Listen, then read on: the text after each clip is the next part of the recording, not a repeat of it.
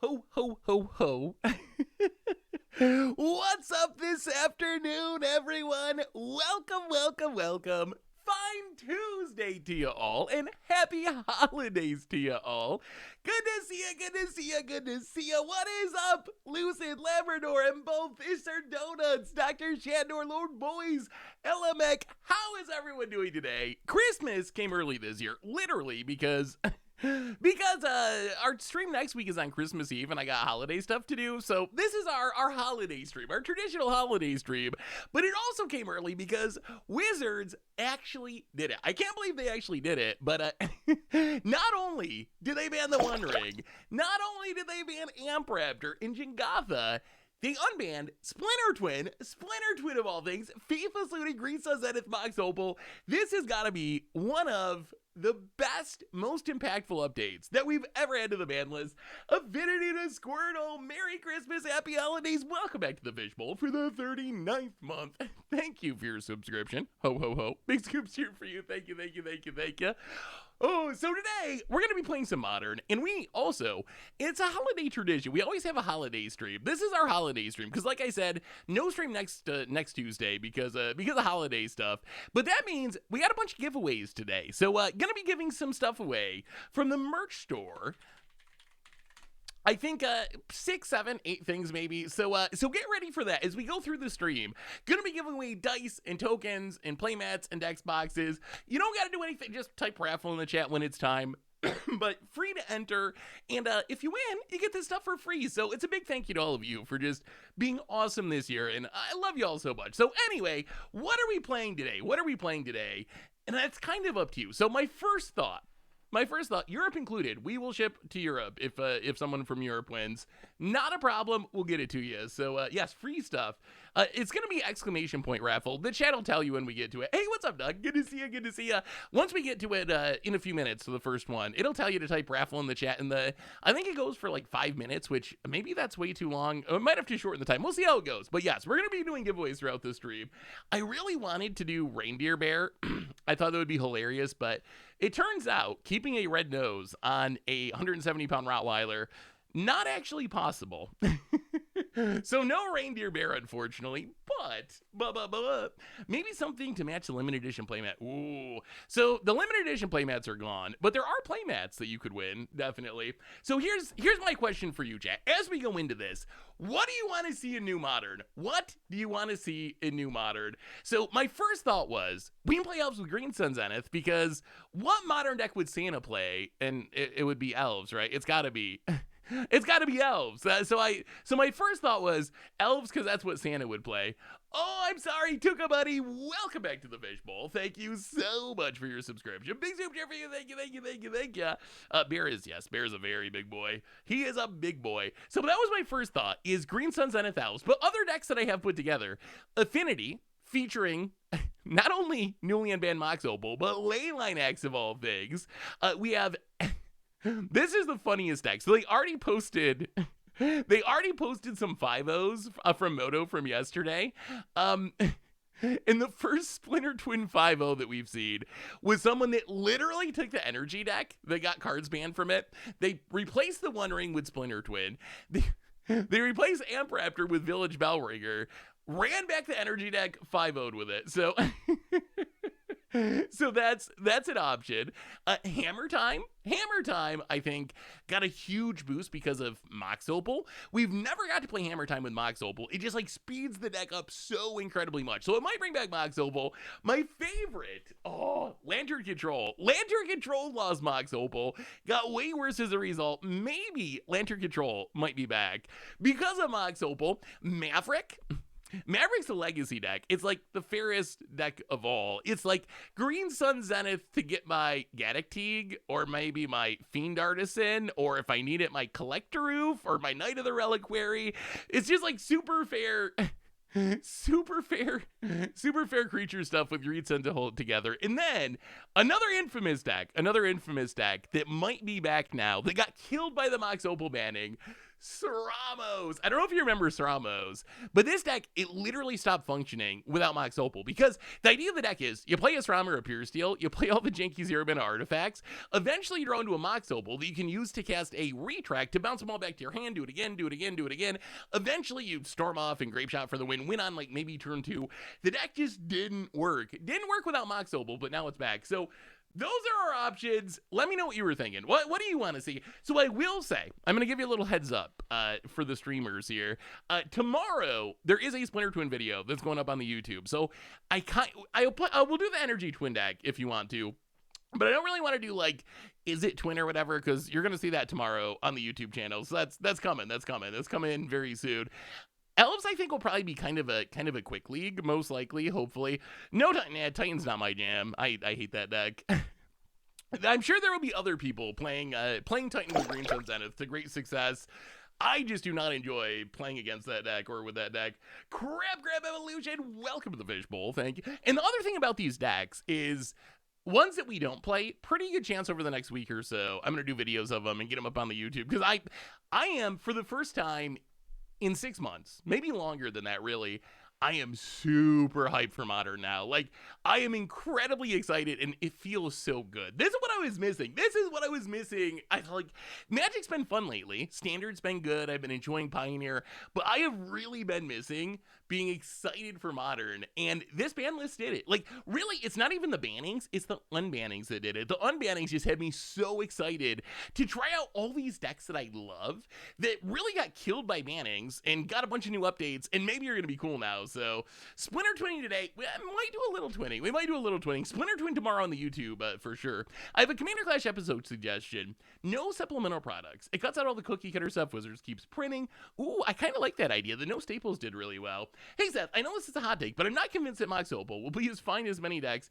But I'm convinced that Mox Opal will be fine. As many decks that were powered up were fine only because the decks that abuse it were banned, were actually hit hard. Plus, Collector and Green Sun Zenith artifact decks are shivering right now. It is going to be really interesting to see. It's going to be really interesting to see if Mox Opal is safe. I will say my initial reaction when they unbanned it is, oh my god, this card's going to get banned again. I've been playing leagues though already. Hey, what's up, Stone Rain? Ho, ho, ho. Merry Christmas, happy holidays. I've been playing some leagues already, working on videos and stuff, and I will say some of the answers actually can keep it in check. I'm still worried that it's just going to like make the format even faster, but I do agree that there's actually good answers for it. Yeah, Hollow One is on the list. I didn't put together a Hollow One deck list yet, but that's another one that gets way better thanks to Faithful Suiting being unbanned. Super random question. Have seen you wearing Modest Mouse shirts in the past? I was wondering your favorite album song. I really love Lonesome and Crowded West. That whole album is like so good. They're really their first two albums. Both of them really, really, really good. Some of their more recent stuff is also okay, but those are my favorites. The early years. Upheaval with Mox Opal. Ooh, I definitely would have to brew some Upheaval with Mox Opal, but I will add that to the list. So anyway, what do you think? Are we starting with elves? I hear a lot of elves. I've seen some Tramos. I've seen some Lantern. I think elves and Lantern might be the two winners right now. So chat, I gotta ask you a question before we jump into this. Does this increase your interest in Modern? Like, are you more excited about Modern? What do you think of the bannings? You've heard what I think. But what do you think about these bannings? What do y'all think about the bannings? Let me know, because I'm very curious. Because I'm feeling super hyped, but I don't know what the rest of the community is also saying. I'd love to see you get more into CDH. I think that of all people, it could shake up the format. Some against odds CDH brews. Ooh, I was thinking about trying some 1v1 Commander on Moto. That might be a good way to ease into the CDH world. Like, it's kind of halfway in between, right? Like, it's still very CDH-y because it's competitive, but you're only playing against one person, so it'd be a little easier for content. So It is early Christmas for sure. So reminders, replay, and then we're going to do our first giveaway. Replay YouTube. That's when you find all the old streams, including this one of the future normal YouTube. Lots of stuff coming up on there. More Modern. Modern is back. Lots of Standard too and Pioneer. So tons of sweet stuff coming up on the YouTube. A reminder that our sponsor today is Card Kingdom. If you need some magical cards, you can get them over at cardkingdom.com/MTG Goldfish. If you get a free Goldfish sticker, just let them know you want one in your order notes, and they will hook you up. So thank you to Card Kingdom for supporting the show. And let's do our first let's do our first giveaway. So this giveaway, we're gonna get the first giveaway going. So this giveaway, we're gonna start with our newest item. This is for our super sweet new dice. If you would like some super sweet scoops dice, which you may have seen on Commander Clash, I'm gonna fire off this giveaway right now. So this giveaway should be starting as we speak. If you would like, ho ho ho, yes, Santa is here. If you would like to enter, yes, we will ship everywhere. Exclamation point raffle to enter in the chat. Exclamation point raffle. I set it to run for 5 minutes. We will see if that is. Wait, why does that say this is working? Is this working? I hope this is working. Did I do this? Did I do this correctly? How do I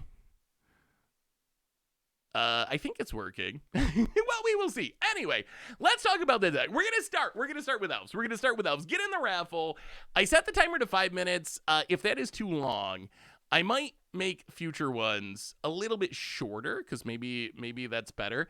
I don't know why it's not, I thought it was gonna like pop up something, but I guess I just have to wait for the timer to go down at this point. So 5 minutes, we're gonna do it shorter in the future, because 5 minutes probably a little bit too long. So we're gonna start, because I mean, I'm Santa, and Santa likes his elves. We're gonna start trying elves. We haven't played elves in a long time. Why would we play elves today other than being Santa? And the answer is Green Sun Zenith was unbanned, and Green Sun Zenith just holds the entire deck together. This can get Silver Bullet one-ups, an Elvish Visionary, or a Dwayne's Leader, a sideboard card, or an Azuri Renegade Leader. We get New Aladrami from Modern Horizons 3. It can also just find our best elves. It can get Nettle Sentinel to pop off with Heritage Druid. It can find Wirewood Symbiote for elf bouncing shenanigans. It can find Lord's Life Leafcrown Visionary. Plus, it can find our finisher, Shaman of the Pack, to just burn our opponent out of the game. So let's start with elves. Let's jump in a league, do some elvings, because ho ho ho. Ho ho ho, Santa is here. And let's see how big of a deal Green Sun Zenith is. Plus, elves is a cool archetype. I feel like when elves is good, modern is probably good. What do I want for Christmas? I hadn't even magic cards, I guess. I hadn't really thought about it too much. I'll always take more magic cards. Yes, you only need to type raffle once, and you were entered. Like additional raffles is not going to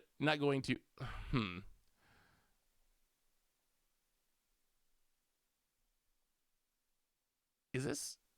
Let me look at this. I'm confused. Okay, let me just pull this on screen. You can help me, chat, because I'm a very professional streamer. So I started the giveaway, I thought, but I don't know why this still says start giveaway, and I'm afraid to click it again. I thought it was going to pop something up, but it didn't pop anything up. If I click this, I might ruin this giveaway. It says giveaway, but how do I? Oh no, something. All right, we might have to do this again.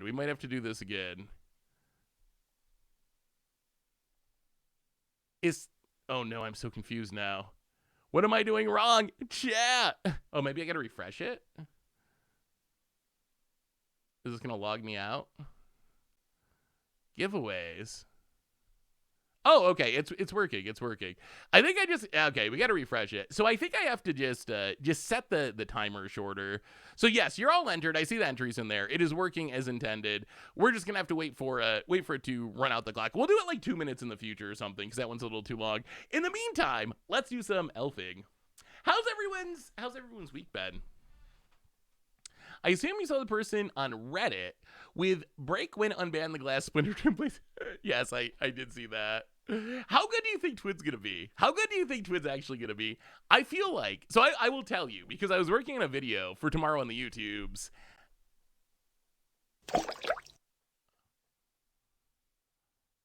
Wait, what's the error? Scotland, welcome to the fishbowl. Thank you so much for your subscription. Big super for you. Thank you. 50 seconds. 50 seconds and the giveaway is done. Also, if you win the giveaway, all you're gonna need to do is send me a email Saffron Olive at mtgoldfish.com, Seth at mtgoldfish.com. They both go to the same place. Send me an email with your information, and we will just ship it directly to you. Simple as that. Just tell me what you won, and if you win like a playmat or something, tell me which one you want, because there's multiple choices there. So if you're a winner, that's how you're gonna actually claim your prize. All right, I guess we just finished the countdown. We got 20 seconds, and then else match 15. Who's winning the dice? Who's winning the dice?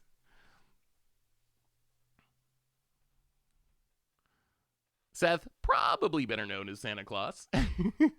3, 2, 1, and the winner is... okay, close entries. And... wait, okay. Wait. Where's the pick winner button? I'm so confused. Oh, here we go. Pick winner. Are you ready? Are you ready? Ho, ho, ho. Happy holidays. Merry Christmas. Winner number 1 is...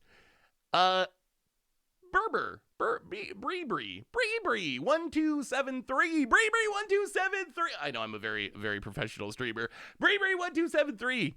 Congratulations. You are the winner of the dice set. The first giveaway of the day. Send me an email, Bree 1273. Seth at mtgoldfish.com. Let me know your info for shipping, and I will get it out to you. Don't worry, more giveaways incoming, and the next ones, I promise, are gonna go.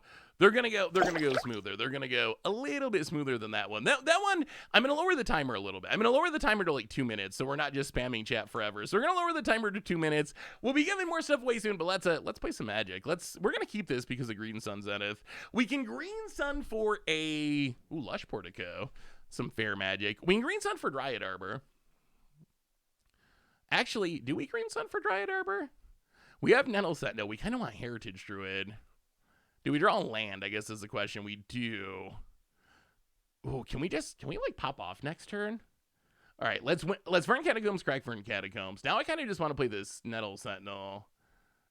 We can grab a forest and play the Nettle Sentinel. Pass the turn. We are playing. What else would Santa play? Ho ho ho. Seth, my guy, are we gonna get a Lions versus Bills Super Bowl? Thanks for beating Lions, by the way. That would be sweet. I actually like the Lions. As someone who grew up as a Bills fan, I kind of like the Lions because I feel like the Lions can sort of share the Bills' pain as being a team that has been very bad for a long time. Get in, headshot. About it.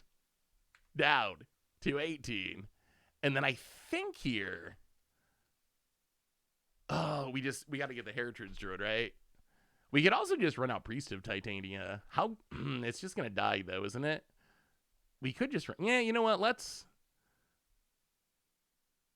Priest. Heritage Druid has, like, pseudo haste. So we can activate its ability right away. So if we can get 3 elves down and then Heritage Druid... then we can start really doing... don't kill the priest. Don't kill the priest.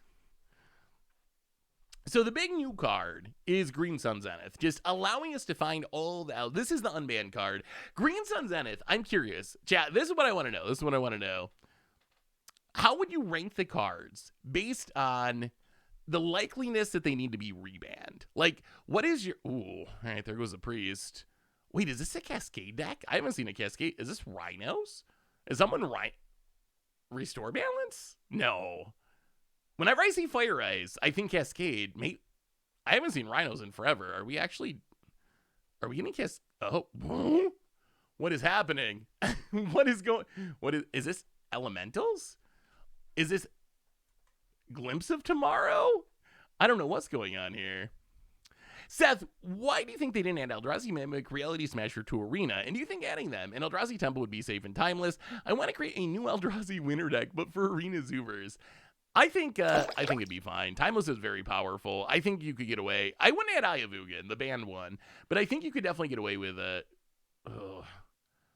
think you can definitely get away with adding the Eldrazi and adding Eldrazi Temple. Zaire for the 48th month. Ho, ho, ho, ho, ho. I wish I could have given you all those months I've missed. Should be like 70 months at this point. Zaire, I am super thankful for the 48 months. Definitely appreciate it. Big scoops here for you. Well, let's... You know what? We're just going to run it back. We're going to run it back. Priest of Titania, take 2. I guess technically we should have attacked first. So we'd have an untapped Nettle Sentinel. Although I don't think it's really going to matter in the end. No, there's just some cards missing. Like, they never gave an explanation other than the only explanation I heard from Wizards about the cards being added to in Pioneer Masters was essentially just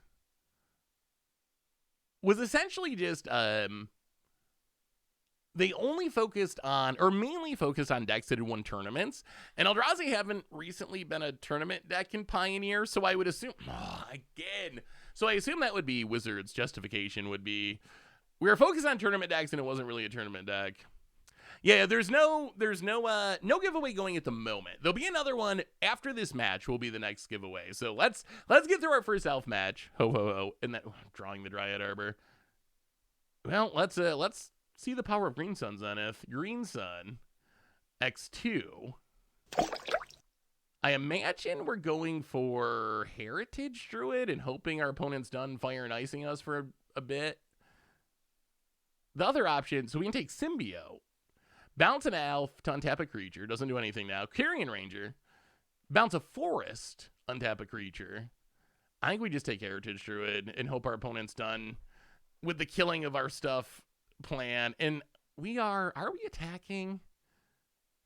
So we get in for 2, but then we need to cast that. The question about attacking is if we need this untapped for Heritage Druid purposes. Sadly, Heritage Druid only taps elves, so we can't tap the Dryad Arbor. Yeah, we're going to get in. We're kind of winning the race. Seth, I think Green Sun Zenith, final straw for Titan Amulet Band. That was my take. Ario SW for the 28th month. Ho, ho, ho. Happy holidays. Big scoop here for you. My take had always been, oh yeah, we got to go in stream mode. Hang on. I can fix this. Professional streamer. Ready? Look at this. There we go. Stream mode achieved. Oh, man. We can never do anything cool. Opponent. Murdering viciously our board. Gonna kill the Heritage Druid. I mean, this is kind of going horribly. Elves feel just as bad. Elves feel pretty bad. Raging Goblins, welcome to the Fishbowl. Thank you so much for your subscription. Big subscription for you. Thank you. That's the stream mode noise. Of moving the Moto chat. It's very creaky. I mean, it's Moto. It's very creaky. It's like 30 years old. I kind of silently hope Wizards would finally ban all companions. I feel like every single one of them has caused trouble. It's going to be interesting to see if that is still a problem. Man, we are so close and yet so far from doing anything. All right, 1, 2, 3. Green Sun. Green Sun for 2 this time. Actually, no. Let's just keep getting Dryad Arbors. Let's Green Sun for 1. I mean, we're drawing a lot of Green Suns. We're drawing our band card very consistently. So Green Sun for 1. Untap the Nettle Sentinel. Our opponent just has unlimited removal. Well, Green Sun. Heritage Druid. Take 2. And then Green Sun for another Dryad Arbor. Sure, untap you. Grab the Dryad Arbor. And pass the turn. Dryad Arbor does get way better with Green Suns being unbanned. So if you go back to when I made a whole article and video about what I thought could reasonably be unbanned in Modern. I did a whole article on it. Shankerstone in Montfrick, welcome to the Fishbowl. Thank you so much for your subscription. Big super, thank you. I did a whole article and video on it, and my take on these cards, which is kind of funny, because I really wanted Wizards to unban cards, but their exact choices are kind of wild. My thought was that you could not ever unban Mox Opal. That was in my lowest possible tier for unbans. Just the don't even think about it. It's not happening. You shouldn't do it tier. So that was one. Faithless Suiting Green Sun. Seriously? Oh, this game's so over. Is there even any? Yeah, we're going to game 2. There's no point. There's no point. Oh, this is the most brutal. Yeah. Oh boy. Dryad Arbor. I guess we can Green Sun for, or Court of Calling for 1. I mean, it is a little unfortunate that they had every Fire Ice, 3 Fire Ices on the top of their deck. That is kind of brutal. Well, Heritage Druid. How about a Heritage Druid? We'll give it one more turn and then we're going to concede. Is Splinter Twin on the agenda? I don't know what to do about Splinter Twin. There's a video coming up. We'll give it one more turn, and then if things do not take a turn, we'll go on to game 2. So Splinter Twin, video coming tomorrow on the YouTubes. We might play a different version of it today, maybe. But I don't know if we're going to go full on twin mode, just because I try not to double up, especially within like a day of each other between YouTube and stream. And Leyline Binding. Okay, yeah, you did it, opponent, you did it. Wow. Huh. Well, Elves has not convinced me they are good. Maybe it's the matchup, but good God, did they just kill literally every single thing we tried to do. Everything. Pair it with Marvin. Wait, what are you trying to pair? You're trying to pair Splinter Twin with Marvin? What is even the... I'm so confused. How does Splinter Twin combo with Marvin? Because Marvin's legendary, right?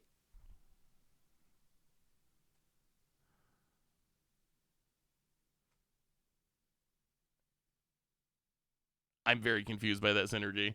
Yeah, maybe it was just the keep was too slow. That is possible. Maybe we needed a faster keep. Although, if you look at this build of Elves, there is a single Llanowar Elves, and then I guess Green Sun to get Dryad Arbor that is theoretically turn 1 ramp. It's not a deck that's overflowing with Llanowars and Elvish Mystics by any stretch.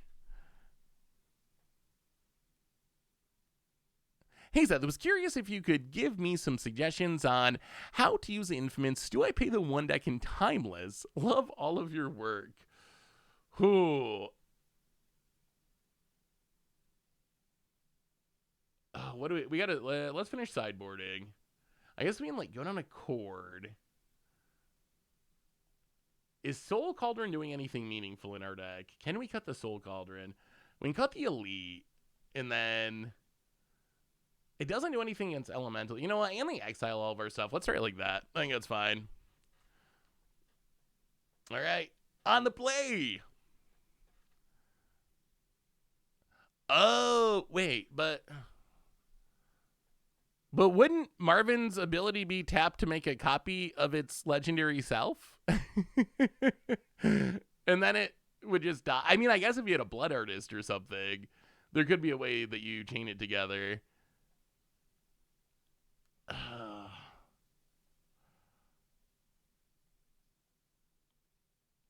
I don't know what to do with this hand. I feel like,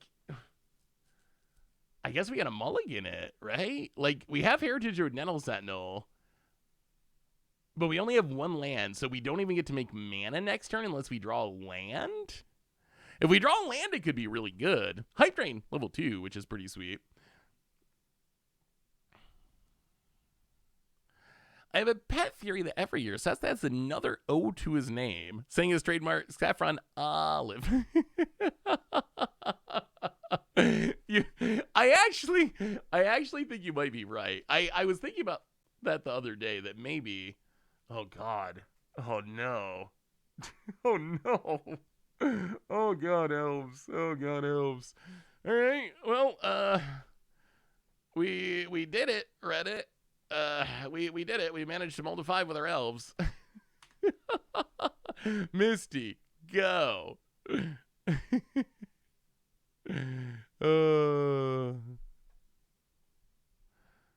We got a hype train emote, by the way. I think you're right. I was just thinking that maybe that's gotten a little bit too long. Well, let's grab this Underground Mortuary. Do a little surveilling. Shaman of the Pack. Gotta go Graveyard. How does this hand win, though? How do Elves win? Are Elves even a deck? What is an elf? Ho, ho, ho. SKO, welcome to the Fishbowl. Thank you so much for your subscription. Big super cheer for you. Thank you, thank you, thank you, thank you. Seth, I also forgot to mention, since Timeless came out, that they've had to restrict any more cards in the format. Also forgot to mention, since Timeless comes out, that they have had to restrict any more cards in the format. Has more or less balanced itself out. Yeah, I haven't played a lot of Timeless in the last couple of months. I've just been playing other things. But it seems like it's mostly balanced out. Fruity here, I've listened to the podcast since 2018. First time I can connect a face to the voice, and I'm baffled. Well, Fruity here. It is. I will tell you that most streams, I don't look like Santa Claus. In case you were wondering, this isn't an every stream thing. This is our holiday stream with giveaways. So I don't know if that helps with the bafflement, or maybe the bafflement has nothing to do with Santa. But welcome to the stream, Fruity, and thanks for listening to the podcast. And I'm glad I could baffle you today. How is Pokemon Pocket? You should do a commander clash where one person focuses on treasures, another on blood, another on clues, and the last on food. Ooh, that's a really good idea. You know what I might have to do? Man, remember the no face cam streams? That was like the first 2 or 3 years of content, no face cams. And it was so weird for everyone when I finally had a face cam. Yeah, that was the joke. Neat pet Santa and the elves. Ho ho ho. Treasures would be very busted. Yeah, we're gonna be switching Commander Clash seasons in like another month or two, and I definitely want to put out this is just going horribly. I mean, it might just be that our opponent's deck has an absurd amount of removal, which I think their deck does have an absurd amount of removal. So I think that might be part of the problem. We'll see. We'll do another matchup after this, but this has not made me think that Green Sun Zenith makes elves good.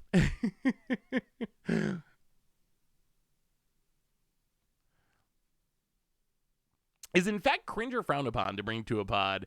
Actually, I want to know what the chat thinks, but I will say I thought it was more frowned upon than it was, because I put together a toxic deck right after all the toxic cards released, and I thought it was going to be something that people were really salty about or didn't want me to play, and then I took it with me to a seriously. And then I took it with me to a Magic Con, and people just, in general, were fine with it. So I actually think it's not as big of a deal as I thought it was. I'm sure it depends to some extent, like on the play group and blah, blah, blah. But my experience was, it wasn't actually that big of a deal. Yeah, elves are good at filling the graveyard. We need some reanimation, apparently. Yeah, our opponent, they are kind of just like a hardcore, like, it's like an elemental control deck, basically, right? It's just all removal, all the card draw, and it is doing a number. I'm sure there's an Omnath here since they pitched an Omnath last turn, so I probably have another one. Giormacello, welcome to the Fishbowl. Thank you so much for your... Oh, no. All right, this was... Yep, GG. I mean, we're literally locked out of the game to this Flage, and that might be... Wait, what are we getting punted for? Just losing? We can't control that. That was the least close match of Magic I have played in a while. That was not even a little bit close to be. All right. That was so quick. No giveaway. We got to do one more round before the giveaway, or the giveaways are going to go too fast. Okay, so I think the rule is going to be, since we have multiple decks we want to get through, I think once we get, how many losses? 2 or 3 losses. Wait, that was not an early concede. that game was over. Our deck does not have a way to deal with a Flage, so just every turn they just snipe. They just snipe whatever we play. Oh, do we have to mulligan again? Is this Surveil Land even good? Do we even want this Surveil Land? I wonder if Surveil Land's even worth it in Elves. This is the second hand we've had where, like, I think we have to mulligan because this is a Surveil Land. All right, well, that's a hand with elves and spells. Heritage Druid into Dwyann's Elite, kind of a thing, maybe. All right, how much removal we got this time? Hey, welcome to the Fishbowl. Thank you so much for your subscription. Big super for you. Thank you. Yeah, I don't know about this. Like, in theory, one surveillance should be fine, right? Like, because you fetch it out when you don't need it in the late game. But it's kind of like Dryad Arbor. It's very similar to Dryad Arbor, where if you draw it at the wrong time, it's very punishing. Dryad Arbor is one of those cards that if it's hanging out in your deck to fetch, it can be really powerful. But when you just have it in your opening hand, it can just lose you the game. Opponent. Have I had a chance to play any Spellslinger in Commander? Thanks to you, Doug. you gave me this Spellslinger deck. So yes, I've gotten to play with Pecco and Holden quite a bit. Have you played a Feldigriff Goop Hug deck? It's been a while, but I have in the past. Yeah, Elves, we gotta pop. Oh, come on, not removal. If this lives, we can do things next turn. If not, I guess it's Priest of Titania. Hope you don't have removal. Oh, all right. That's bad. So we have the Heritage Druid, but nothing to really do with its mana. Oh, Natural Order Elves would be broken. Here's my next question, chat. Since we want to get through multiple decks, how many losses until we switch decks? 2 or 3? Because I don't think, like, if we're like 0-2 or 0-3... I think it'd be more fun to see another deck than to grind out the last couple matches. I don't know what the cutoff is. Like, if we lose this match, do we switch to another deck, or do we need 3 losses? 2 losses and move on? Okay, I think that's fair. 2 losses is fine. You really want to see Twin. I don't know what to do about Twin. Well, this is a good turn. So we had Dwayne's Elite make a Elf Buddy, and then Heritage Druid lets us tap everything to make 3 mana, which will let us play Leaf Crown Visionary to pump our elves. And then we pass the turn and hope we keep our board. Okay, so if it's 0-2 switch, otherwise go for 3. That's probably fair. Yeah, I mean, if we're like 2-1 and we lose, finishing off to get the 3rd win makes sense. Yeah, that sounds about right. Can we do Energy Twin? I will. Yeah, if you want to do Twin, we can do Energy Twin. I'll do it. If you want to see Energy Twin, we'll do Energy Twin. I just don't want to do traditional Is It Twin just because the YouTube video is going up tomorrow, and I don't want to double dip if we can avoid it. Did you hear that FOMO combos with Splinter Twin? It's so bad. Oh yeah. Okay, rant time. I know other people are hyped for this, and I'm glad other people are hyped for it. And I am perfectly fine with being wrong about Magic stuff. So I could be the one that's wrong here. I don't get the hype. I don't get the hype for Fear of Missing Out as a Splinter Twin combo piece. So here's the problem. Here's the problem I see with Fear of Missing Out. First off, you gotta have Delirium. So your Splinter Twin that dies to Graveyard Hate. So that's already bad. So that's concern number 1. Splinter Twin, but it skips the Graveyard Hate. Number 2 is if your opponent has an indestructible blocker, or they have a Glissa from Standard, like a Death Touch First Strike blocker, that also beats the combo because you only ever have 1 attacking Fear Missing Out. So if your opponent can just soak up that 1 attack forever, the combo fizzles. Orcish Bowmasters beats the combo because the draw is mandatory. So if you try to combo and your opponent flashes on Bowmasters, you lose. And also, this is like the least important one. But because you have to draw every time, if your opponent gains enough life, like Soul Sisters probably beats it, because if you gain enough life, then you will mill out by the draws from FOMO before you make enough FOMOs to actually win the game. So I think there's a role for it. But I think in what I would think of as like a traditional Twin style deck, I'm still more hyped for Juicy Rexark, Pestermite, Village Bellringer effects. I think maybe you can be like, maybe you can be like a Delirium deck that has Splinter Twin as like a backup or something. I could see something like that being pretty sweet. Well, all right, here we come. Here comes the 1/1s. Get in there for 4. About it. You could draw to an answer. That is true, but then you got to be comboing with extra mana up, right? So it's even in that case, like you could combo with extra mana, so you could draw into a Fatal Push eventually or something. But all that to say, I just don't understand why people are so hyped for it. It's cool that it exists. And I think they're like, I'm most hyped about like fear of missing out. Maybe you're like Jund Delirium and you play Splinter Twin is like, okay, I can pressure you. I'm playing my game plan and I have this oops, I win button that I can get behind. But I think if you're playing like traditional Twin, I think like cutting Deceiver Exarch for FOMO, it just seems like there's too many weaknesses. Oh no. Oh God almighty. Oh no. You know what's good against elves? Repeatable 1 damage. Oh, poor elves. Poor elves. Oh, Santa is so disappointed. Ho, ho, ho. Oh, wait, does this do anything?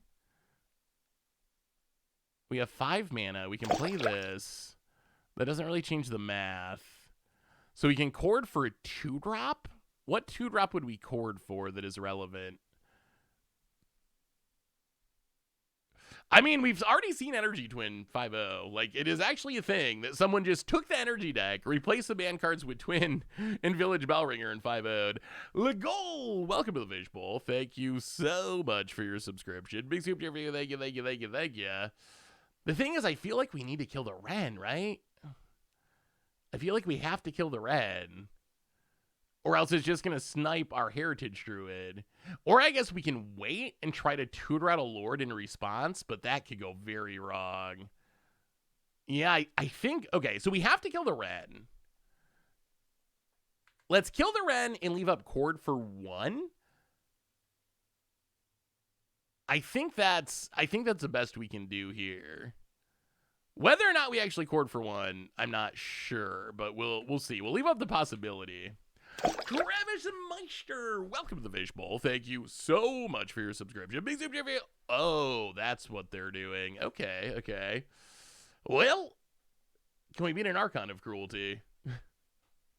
Oh no, oh no. We could play Hollow One today. I didn't put together a Hollow One list, but I know there are existing Hollow One lists. If we want to see Hollow One, we can definitely do some. I do love Hollow One. Indomitable creativity. For Archon of Cruelty, well, I mean, we might as well chord because it's use it or lose it time. Oh, how can we beat an Archon? Haha! Nettle Sentinel untaps. Ho ho ho. What do we get? I guess if we get another Nettle Sentinel. Yeah, that's not even that. All right, let's get the second Nettle Sentinel, and then we have the like sort of infinite mana. We just don't have any card draw to go with it, so it doesn't do much.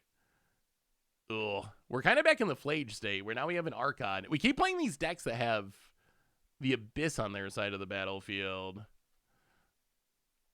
Return it off to your hand and tap a creature, so we can bounce this to make another token.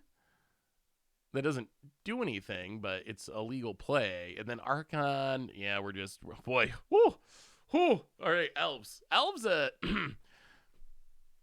elves. So, Soulless Jailer, that does a thing, right? Permanent cards in graveyards can't enter the battlefield. So, I believe that this deck, from what I've seen, oh, Elves looking so jag. From what I've seen from this deck, I believe it's a Faithless Looting Reanimate style deck. So I think that Soulless Jailer, even though it's not going to stop Indomitable Creativity, I think it is still going to be worth it to stop Reanimation.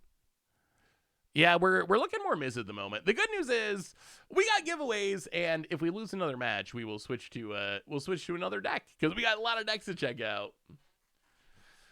Yeah, I think because of Faithless Looting, the deck's probably playing Persist now. I don't know. I'm just going by like earlier today when I was playing Modern and recording. The creativity decks were definitely like Faithless Looting, turn 2 Persist, get back Archon. So I feel like it's probably a good enough hedge for that. An Abzan deck with Rhino and Anafenza. Ooh, can Green Sun Zenith bring Siege Rhino back? That would be, oh man, I do love Siege Rhino. I didn't even consider that. I didn't even consider that maybe the bannings could make Siege Rhino good again. Actually, maybe Soulless Jailer. We have Agatha's Soul Cauldron. Maybe just Endurance. Is Endurance better? Maybe we just go endurance. It is weird. Elves is tricky. I think elves we need to play against less removal. Where's all the decks that aren't playing so much removal? Why is everyone a control deck? All right, come on, elves, come on. You get one more chance to show your power. I mean, we have a Thoughtseize. That's a good card. So turn 1 Thoughtseize, turn 2 nothing, turn 3 nothing. It's like a Fug song. Yeah, if we run into another elves deck, look out. We got him. I don't even think we can. All right, we're going to keep it. We got the Thoughtseize. We're going to keep it.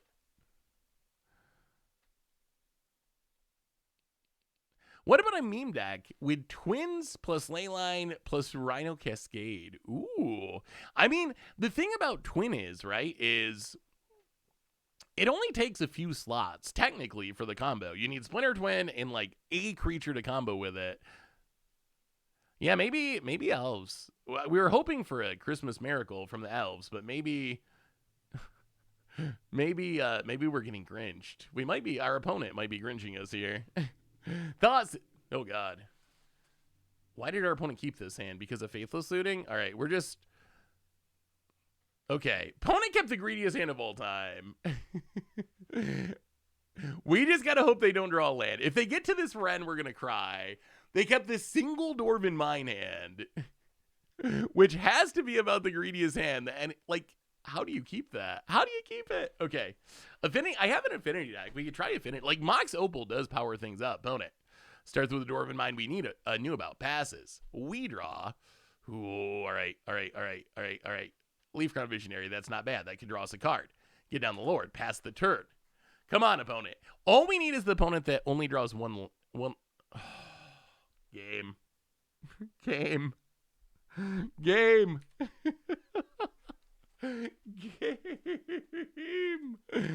Game. The heart of the cards favor our opponent. Mana Trouble's over. Leaf Crown Visionary, dead. Heritage Druid, dead. Our deck, dead. Wow. All right. Well, elves. About them elves. How about them elves? Are we gonna shaman to the pack for 1 damage? That's the only thing we can do. Okay, so maybe we haven't got to the point yet where elves is good. Modern's got a big shakeup, but we might not have gotten to elves is good shakeup. Ren is really destroy target deck. Hey, see you, Doug. Enjoy the lurking. Is there mass reanimation for small creatures? There's like Return to the Ranks, Rally the Ancestors. So there's some late cards that mass reanimate. I guess there's like Patriarch's Bidding at 5 mana for reanimating a creature type. Glimpse, I'm actually surprised that I think Glimpse is very unmannable. Yeah, we just don't have any card advantage. Ugh, yeah, I mean, this game, we're done. Elves are done. The good news is giveaway. Okay, so what do we learn about elves? And we don't want to put too much weight in a single 2-match sample size. But I got to say that felt not even close to being competitive. That felt like one of the worst decks I've played in a long time. Like, we just kind of did nothing and played small creatures, and they all died. And we did play a couple of removal heavy matchups in defense of the elves. We did play a couple of really removal heavy decks, so it probably wasn't the best matchups for elves, but still, it feels like the raw power is just lacking, right? Yeah, see, if Reed will probably crush you with elves. Reed, Elf Master. So see what Reed does with elves. Maybe there's a way to make it work, but didn't really work for us. Good news is, it is time for giveaway number 2. So get your clicking fingers ready. We are going to give away number 2. This one, we are giving away a beautiful, let me pull it up here. We're giving away a beautiful token set. We have all these wonderful tokens. If you want some sweet goldfish tokens, you can take your pick. You want Series 4? You want do we have Series 5 in here? Where's the older series? Series 4. Anyway, Series 2. So pick one of the packs of tokens. Whatever one's gonna work good for your deck. Giveaway 2 minutes this time. Starting in 3, 2, and 1. Uh-oh, hang on. Not 1. Oh, I see. I have to complete the last giveaway, I think. There we go. Now we can give away the tokens in 3, 2, and 1. Giveaway is started! Exclamation point raffle in the chat. It should be popping up. There we go. Token set from mtggoldfishmerch.com. Again, if you're a winner, send me an email, seth@mtggoldfish.com. This one is going for 2 minutes. Minute 42 seconds. So get them in. So next, what are we playing, chat? What are we playing? So we tried Elves. We might revisit Elves in the future. Energy Twin, Affinity, Lantern. I've heard votes for each. Affinity. So we've tried Green Sun Zenith. Maybe we try to just filter through the banned cards. So I think we're done with Green Sun Zenith for the day. All right, let's try Affinity. Plus, I'm kind of excited to try this build of Affinity. So I will say, I'm not sure. Lantern is super sweet too. We'll try to get to Lantern too. Lantern is going to be a long one. Affinity will be a little shorter. So maybe we do Affinity first and then wrap back around. 50 seconds left in the giveaway, by the way. So exclamation point raffle. You only got to do it once and you're entered. But so I'm not sure if Leyline Axe is optimal or not, but I really want to try it. So Affinity. Why play Affinity today? The answer is Wizards Unbanned Mox Opal. Just a literal Mox if you're an artifact deck, which greatly speeds up the deck. So what is this deck trying to do? Well, we are trying to play a bunch of artifacts, maybe put Leyline Axe into play, and then play something like an Urza or a Kappa Cannoneer, put the Leyline Axe on the huge construct, smash you to death. We also have Thought Monitor, Thoughtcast to draw a ton of cards. We got Emery to generate value from the graveyard. So basically, it's a all-in artifact aggro style deck. Was Opal banned? Yes. We have never had Opal and Mox in Urza Saga in the same format. Opal was banned after the first Modern Horizons. Saga came out in second Modern Horizon. So Mox Opal got banned because of Urza, actually. Urza plus Oko, really. So yeah, that's, I mean, essentially, oh, here we go. If you have entered, it is time to pick the winner of the token pack. Here we go. And the winner is Ouija! Thank you so much for entering. Congratulations on winning the token pack. More giveaways to come. Send me a message, Saffron Olive at MTGGoldfish.com. Congrats, Ouija. So let's try some Affinity. Let's see how good Mox Opal is. So I'm not sure. What do you think about Leyline Axe? Do you think Leyline Axe is worth it? I really want to try it because it's cool. But I would not be surprised to find out that it's not optimal, but I want to try it. It's just like, it seems really good in our opening hand and really bad off the top of our deck. I'm sorry. Wayjaw. My apologies, Wayjaw.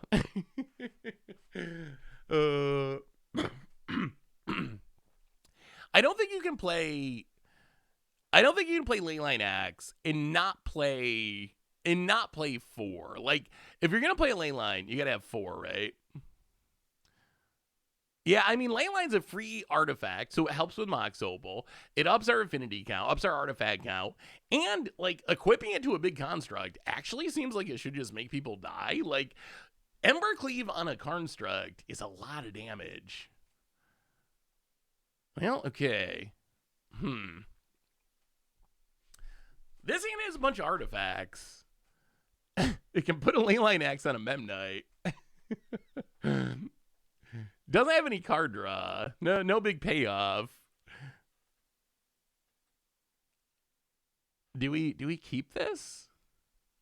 So turn 0, Leyline. Turn 1, we just dump our hand. I mean, we came here to put artifact. You know what? We're gonna try it. I wish we had like an Emery or an Urza, some sort of payoff, or like a card draw effect, but Wow! So many gift subs. Funky Monkey Beats handing out gift subs to Killer, MTG Corey, Dreg, Swader, Claren, Joker, Geronimo, Azareth, String of Numbers, Cat Power. Welcome y'all to the Fishbowl. Thank you so much for your subscription. Big super chat for you. Thank you, thank you, thank you, thank you. Well, Darksteel Citadel and Memnite and Springleaf Drum and I mean, no mocks, but we have successfully dumped our hand. And an Ether Spell. We can draw with Ether Spellbomb, I guess. Pass the turn. Thank you so much. Happy holidays, Funky Monkey Bees. Thank you for all the gift subs. Have you brewed around Valkyrie's Call in a free sack outlet? Plus creatures that come back infinitely. Wait, what are... Give me an example of a creature that comes back infinitely. Oh, Eldrazi. Okay. Opponent, Springleaf Drum. And passing. Ooh. Oh, we can't quite equip it, but that is some damages. So I think we play the island. Play the island. This is kind of hilarious.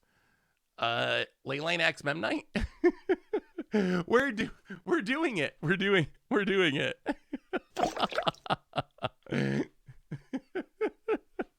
Turn 2.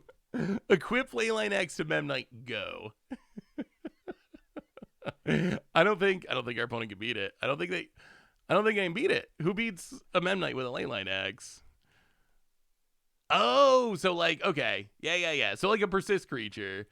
Yeah, that could be cool. That's like, it reminds me of some of the Solemnity combos we played. It's kind of similar, I would say. Kozilek's Return in Affinity is awesome. Yeah, it's pretty interesting. There's a bunch of options, right? Simulacrum Synthesizer is really good. Oh, God. Well, okay, so much for our one creature. Kozilek's Command is kind of just straight up busted. Opponent, Soul Guide Lantern to exile their Kozilek's Command. All right, Threat. Card draw. Well, look, I mean, technically, Ornithopter is a threat. Technically. Twara and 1, 2. Great. I think we got to get this out of our hand because of Thought Knot. So we're just gonna dump our hand. Equip to the Ornithopter. I mean, Leyline Axe doesn't look bad here. Like, stick this on the Ornithopter. We hit for like 14 with an Ornithopter. All right, Bonan's got a Mox. Yeah, you can play Kozilek's Unsealing. You can play Simulacrum Synthesizer. There's a bunch of different directions you can go with Affinity. Mishra's Bauble. Well, play the Bauble. And, well, equip it up. Leyline Axe Ornithopter. Here we come. 8/3. Double strike. Trample. Flying. Can you kill it? Oh, you really can? No. Is this another Kozilek's Command? Is the story of the day that we're just going to have all of our opponents draw every removal spell in their deck? This is a colorless deck. They have 4 Kozilek's Commands. They have like very minimal removal. Oh, no. Hey, what's up, Mr. Zakara? How are you? How are things going? Seriously.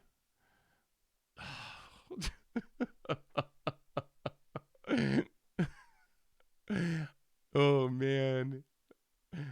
Yeah, this game's so over now. How? Mathematically. I'm just saying mathematically. Our opponent always having 3 or 4 of their 1 removal spells. Wild. Are you going to update your Upheaval deck? That deck was sweet. Yeah, hopefully. I do love Upheaval. So it would be fun to update. Oh, Glaring Fleshraker on top. That's pretty busted. Yeah, I'm thinking this one might be over too. Darksteel Citadel. Well, that's another land. Kozilek's Command is a ridiculous card. It doesn't, like, it can't go in that many decks because you need the colorless mana, but good God, is this card, it is ridiculous. I mean, we got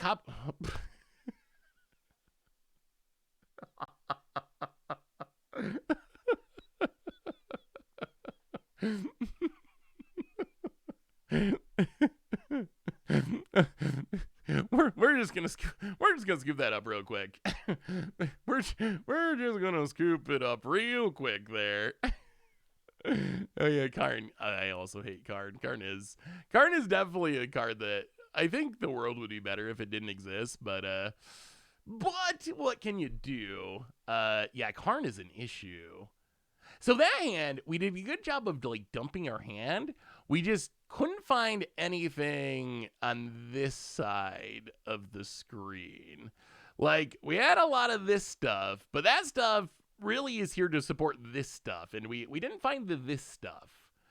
What else are we cutting?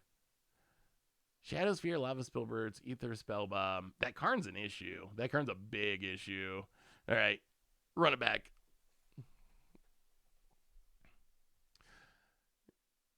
I mean, so it's going to be really interesting. Well, okay. This hand, not as explosive, but we got some card draw. And I do like that. Well, let's play an island and Springleaf Drum. Go. Refurbish Familiar.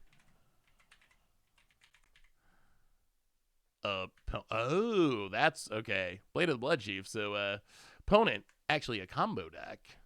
Lava Spur Boots. Well, play the Spire. Play Das Boots. Play Ether Spellbomb. Pass the turn. Refurbish Familiar. When it enters, each opponent discards a card. For each opponent who can't, you draw a card. Interesting. Yeah, I hadn't really considered playing that in Modern Affinity, but I guess you could. Opponent has a Glaring Flesh Rake. That is a scary one. Memnite. Well, play the Memnite. 1, 2, 3, 4, 5. Let's Thought Cast. Draw a couple cards. Well, there's a Mox Opal. Play the Mox Opal.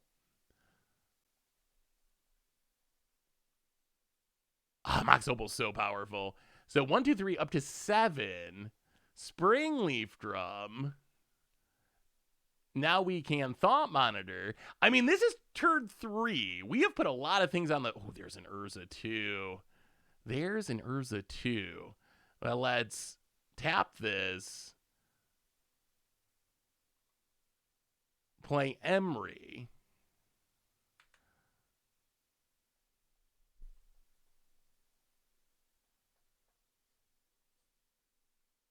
Tap this. Put the boots on Emery. Tap Emery. Recast Ornithopter. I mean, that was a pretty good turn. That was a pretty good affinity turn. And then we play the land, and then I think we just bounce the Flesh Rake. Okay. That was some good affinity action. The original artifact lands are still banned. We get like Darksteel Citadel in the Modern Horizons tapped ones, but all right, Flesh Rake returns. Urza Saga. And Springleaf Drum makes a spawn. Obnoxious. Glaring Flesh Raker is a really good card. It's a really good card. How is Modern feeling now that the One Ring's banned and destroyed by... Wait, that the One Ring was destroyed in the Bands of Mordor? So far, it's been super fun. Not sure where we're going to end up. Some of the unbannings are super surprising. So, but for now, today has been the most fun I've had playing Modern in many months. Many, many months. Which is a huge positive. So I think we probably got to get Ether Spellbomb. Well, first we can, all right, let's play 1, 2, 3, 4. Let's play the Urza. Make the huge construct.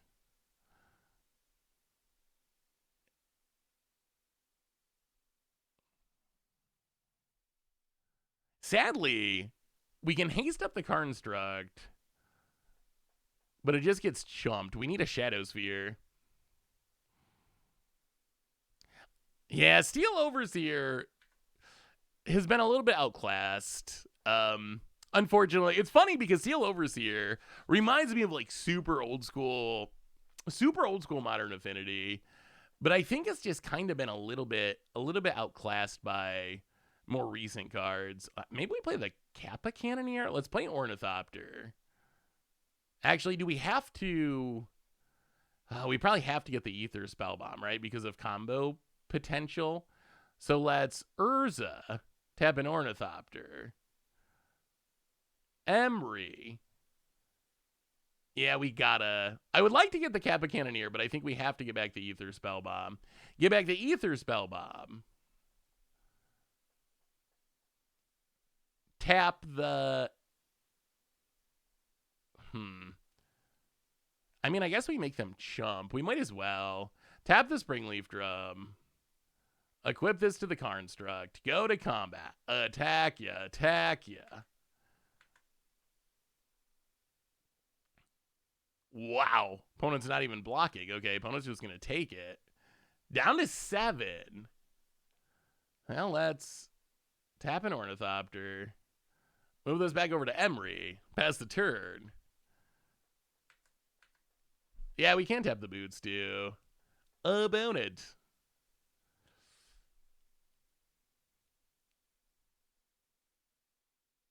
What do they got?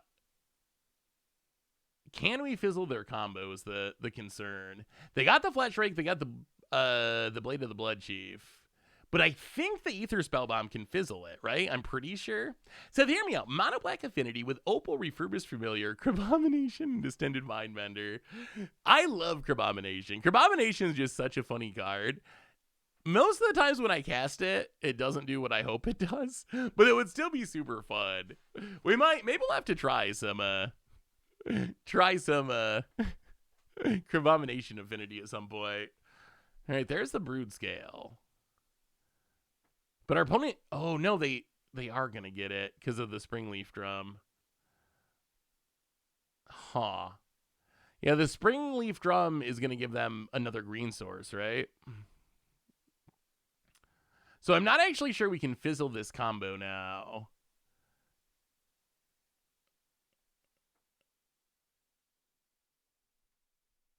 Is there a window that we can do this? I feel like no matter what we do. So opponent has 2 mana. They go to equip. If we bounce Flesh Raker, sack, recast, win. If we bounce this, tap it to Springleaf Drum, recast it, win. So this just all leads to the combo, right? There's nothing we can do to actually stop the combo. Kung Puppy Puppy, welcome to the Fish Bowl. Thank you so much for your subscription. Big soup cheer for you. Thank you. Yeah, I think we're just dead, right? I'm not overlooking anything. Yeah, all right, yeah. I mean, y'all know, you know this combo, right? Do we need to see the combo play out? So the combo is Basking Brood Scale. Whenever a counter is put on it, you make a spawn. Blade of the Blood Chief. Whenever a creature dies, you put a counter on whatever is equipped to it. So you can sack the spawn to put a counter on it to make a spawn. Sack the spawn, make a counter on it, make the spawn. It makes this infinitely big. There's a Growing Flesh Raker. Whenever a colorless creature enters, we take a damage. So essentially, we just get burnt out, and there's no way the Ether Spellbomb can actually stop it. I heard a weird Christmas song recently called Christmas at the Airport. Have you ever heard it? I have not. What is Christmas at the Airport? I've heard some weird Christmas songs.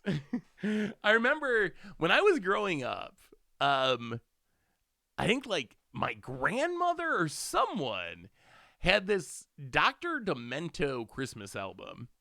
And I didn't even know what Dr. Demento was at the time. I was like a little kid.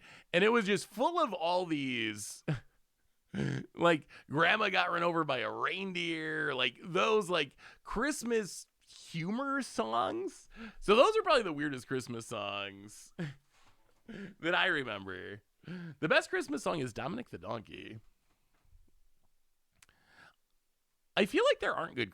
Are there actually good Christmas songs?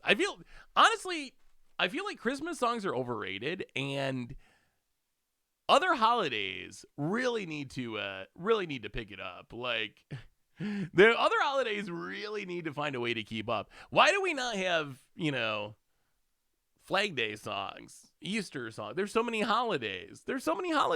All of them are like just really slacking. But Christmas, there's like a million songs. There's like infinite Christmas songs. And a lot of them are like kind of medium. So oh, Muppets Christmas. Okay, Muppets Christmas Carol. I can get behind Muppets Christmas Carol. I mean, we have the Cannoneer. We have a Darksteel Citadel. Double Slink into Stupor. Not the most explosive hand. We got the Saga. It should be fine. Solaris, welcome. Thank you for the raid. Welcome, Raiders. Ho ho ho. You have stumbled into our traditional holiday stream. Giveaways, Santa playing some New Modern. Trying some Affinity at the moment. Well, let's Darksteel Citadel and Springleaf Drum. Go. It's a holly jolly Christmas. What's the best Christmas song, holiday song? What's the S tier? I'm actually Jingle Bell Rock, maybe? Is that one good? Are any of them? What's the best one? Aw. Well, let's play another Springleaf Drum. Play the Urza's Saga. Start making some constructs next turn. Pass the turn. Oh, Little Drummer Boy. Dum bum bum bum bum bum bum ba da da dum. I guess that one's Feliz Navidad. That one, yeah. That one's actually kind of catchy. Oh, okay. If it's Christmas, okay. The best one's probably for me is probably from like the old Grinch when they're all like when they all get together around the Christmas tree and all the I don't even remember what are the good guys in the Grinch called? I can't who's. Were they who's? Whatever the good guys were. That one's kind of a classic. Or what's the other one? Charlie Brown Christmas. There's some classics in there too. You're a mean one, Mr. Oh, it's Phoenix. Do do do do do. Oh, this is Christmas isn't bad. Opponent. Sax, Lavadar exiled. Minus it's like prowess, see Phoenix. Alright, opponent passing. Another Kappa Cannoneer. Well, let's Slink into Stupor. Gotta play untap, sadly, because we need the mana to make a token with the Urza Saga. Pass the turn.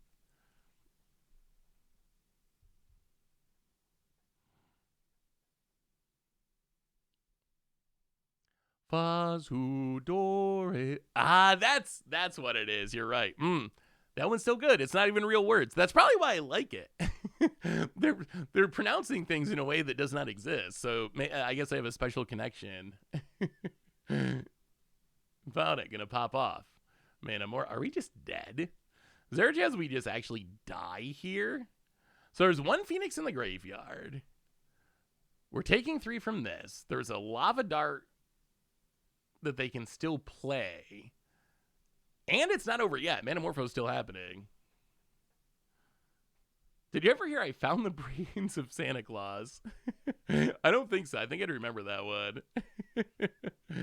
About it. All right, there's a Lava Dart. Grows the Dorks. Man, we are taking an insane amount of damage here. No. Oh, Faithless. Oh, no. If they have more Phoenixes, we might just be kind of dead here. Lava Dart and okay, 1 Phoenix, but 1,000,000 Lava Darts. Opponent goes to combat. Opponent attacks with everything. Sure. To 4. Well, let's make a construct. Do we? It's only a 4/4. Opponent draws a card.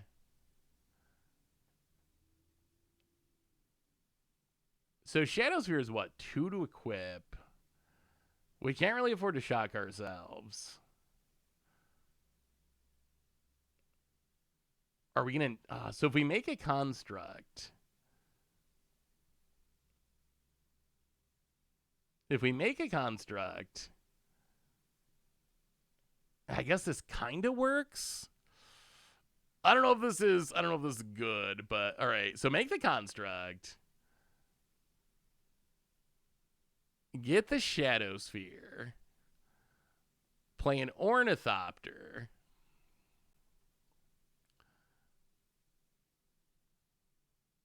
So we're going to be able to gain back a bunch of life. But I'm not sure it's enough life, especially since we have to tap our stuff to the Springleaf Drum to equip the Shadowsphere. So we need a Springleaf Drum, tap, because we know they have 3 lava darts.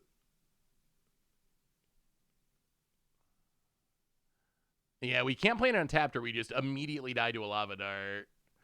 All right, well, I mean, we get to gain back a bunch. Gain back 8 up to 12. However, 3, 6, 7, 8, 9, 10, 11. We need our opponent to have nothing. They go to 9, we go up to 12, but I think they might be just fast enough. Where are your beard bulbs? I don't have any beard bulbs. Is that a thing? Oh, actually, you know what? I went to Kentucky over the weekend to watch my little brother's basketball game. Have you seen cars driving around? Have you seen cars driving around that are completely covered with Christmas lights? I've seen this multiple times. I've never seen it before. Yeah, I got it. I've never seen it before this year. This is the first time I have ever seen it. There's cars driving around with their entire cars covered in Christmas lights. It looks really cool. My first impulse was, that can't be legal, can it? Because I know as I was driving, my impulse was to look at the cool car with all the Christmas lights. And I imagine that has got to be kind of... that has to be like kind of dangerous because it is very eye-catching and it looks really neat. Is there like a product that does it? Because it was like dark out, so I couldn't really see. I imagine it's not literally the same lights that you wrap in your Christmas tree, right? It can't be. It's got to be like something else that's built for that. What do you get a Wookiee for Christmas is another favorite I think you'd like. It's a Christmas song they released just after the original Star Wars movie. Oh, I'm gonna have to look for some of these classics. Stone Rain. Huh. Well, maybe I'll have to cover my car with Christmas lights. It is very festive, and it does look cool. It does look super cool. And maybe it might be a state by state thing. That might be it too. New York is very, very strict on everything. So I imagine it can't be legal in New York. Is Damping Sphere worth it? It slows them down. But we're going to have to cut stuff we don't want to cut to make room for it.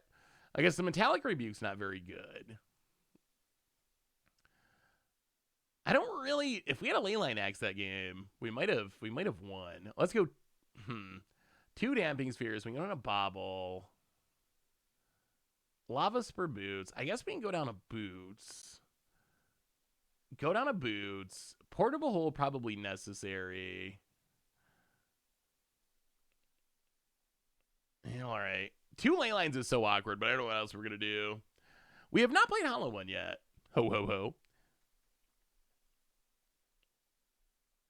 Okay, this ends fine. And we have a Thought Monitor. So we get to play a bunch of artifacts and we get to draw some cards. Only 1 Thoughtcast. Well, Mishra's Bobble. Ornithopter. Memnite. Sling into Stupor. Tapped. And I don't think we want to crack the Bobble yet. Let's just pass. Pass the turn. I'm happy Goryo's is back with Faithless Looting. Yeah. I'm very curious. What do you think of...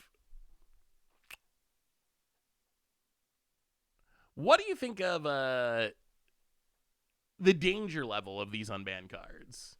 Like, how scary... Can we draw a free artifact? That would be sweet. Springleaf Drum, that is actually a free artifact.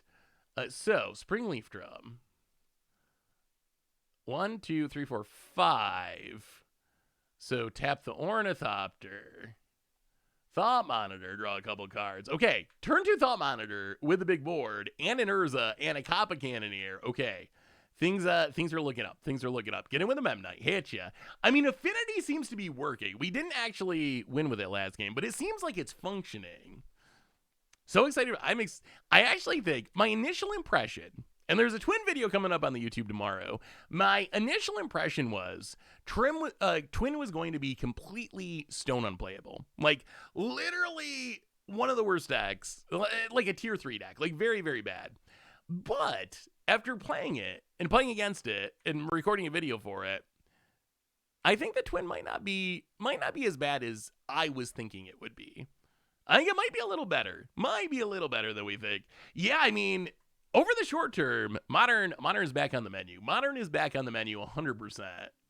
So expect Modern YouTube videos in the next week or two, starting tomorrow. So we'll see what it looks like long term. I still have and this is not, my focus has been the short term. My focus with this ban list has been, I'm excited for Modern right now. I'm going to focus on how excited I am right now, instead of thinking, well, a month from now, is energy still going to be a broken? Maybe. Is Mox Opal going to be a problem? Sure. Is Amulet Titan going to be tier 0? Like, I still have things that I'm worried about, but for now, my focus is just, I'm going to be positive. I'm having fun playing Modern today, and that's all that matters. I don't want to think about, like, a month from now or 6 months from now. I don't know what's going to happen in that time frame. Maybe I hate Modern again and don't want to play it, but for now, I'm really happy and excited to be playing Modern, and that just makes me very happy because I've missed it. I have missed Modern. Oh, I missed it so bad. I mean, Amulet Titan is always like a solid tier 2, tier 1.5 deck. Like, it's always in that range, but it gets Green Sun Zenith, which I think is a huge boost of power for the deck. Well, you can play the Mox Opal. This is actually kind of a busted draw, isn't it? So now 1, 2, 3, 4. We can play Urza. Make a construct.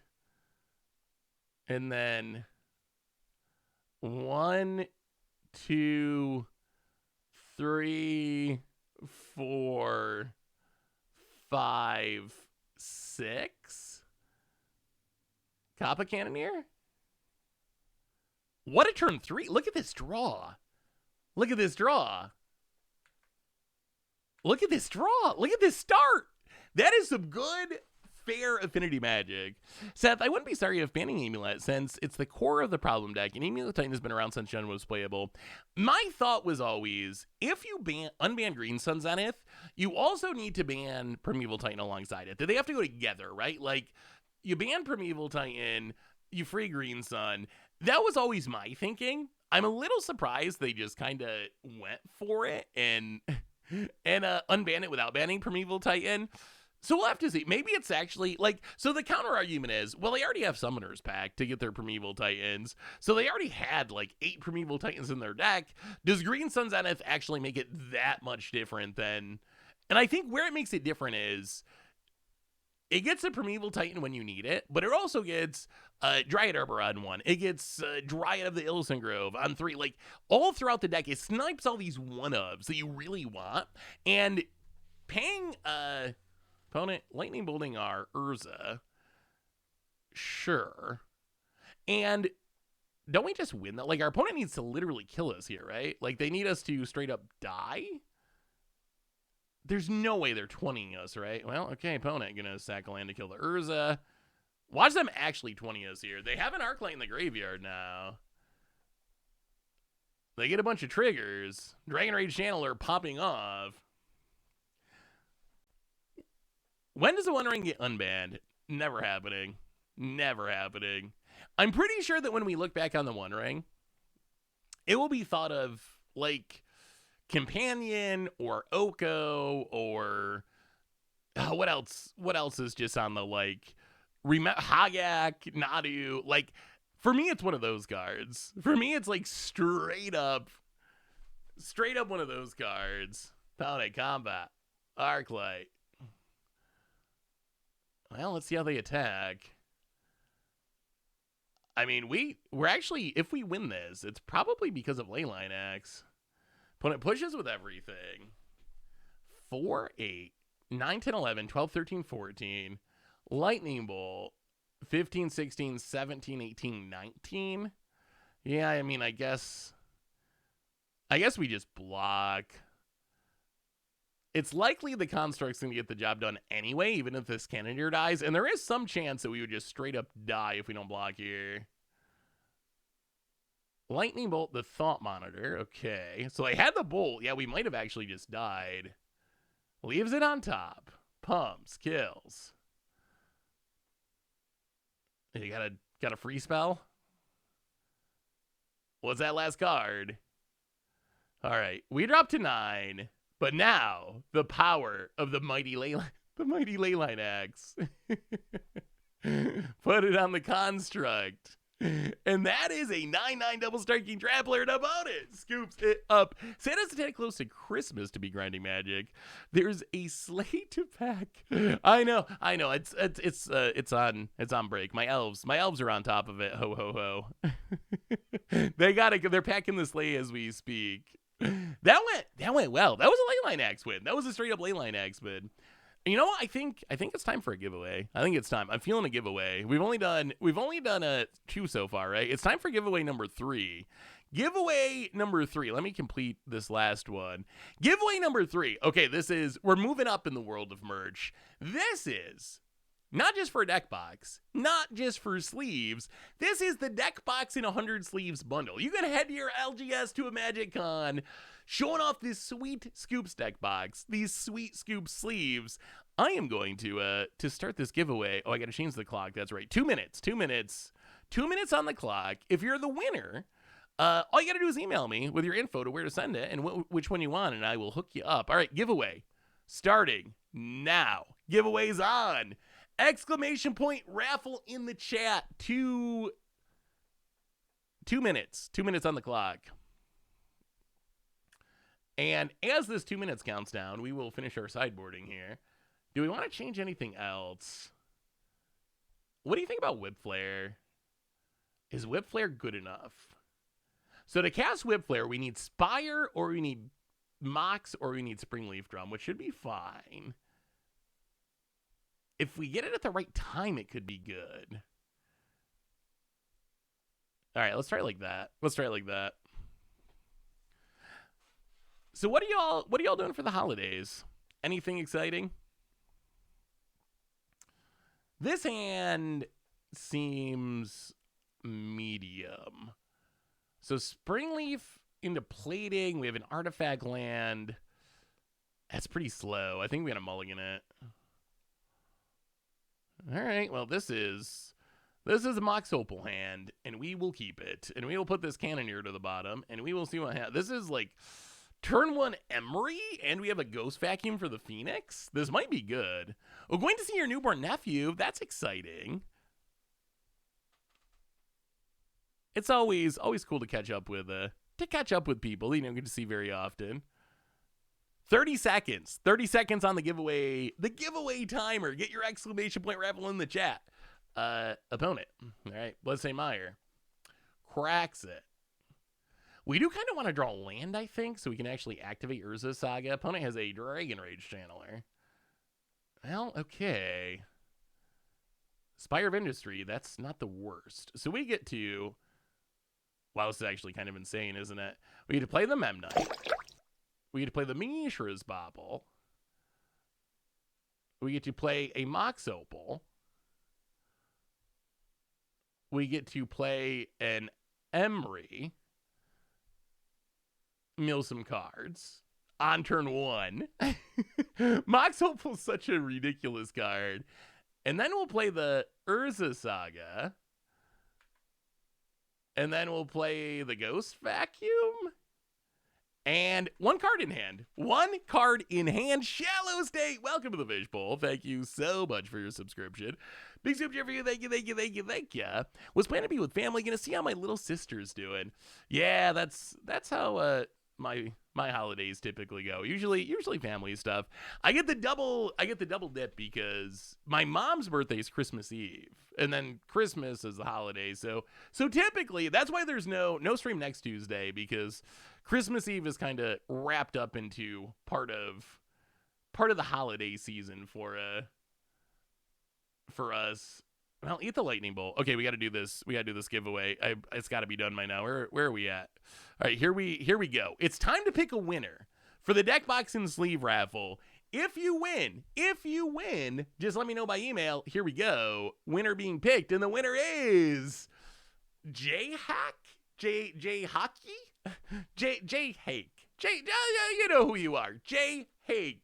Congratulations! Deck box and sleeve is yours. Send me an email, sarah@mtdgoldfish.com. Do you want the orange one or the blue one? Give me your info. We'll get it shipped out to you. Thank you so much, Jay Hake, for hanging out this year, hanging out for the stream. Y'all are awesome. All right, so now we can untap. More giveaways to come. Don't worry. Next giveaway, a playmat of your choice. So stay tuned for a free playmat opportunity.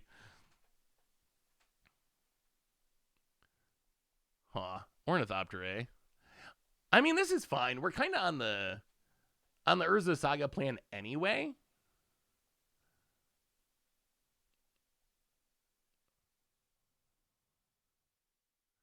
All right, so Urza Saga triggers. We play Spire of Industry. We play the Ornithopter. We get in with a Memnite. Oh, opponent's only got 2. How does our opponent only have 2 cards in hand? Did our opponent mulligan into Oblivion? They must have. Oh, this is looking up. This is looking up. Okay, well, pass the turn. Oh, I think we're getting a win. Yes, next giveaway, me in the mail.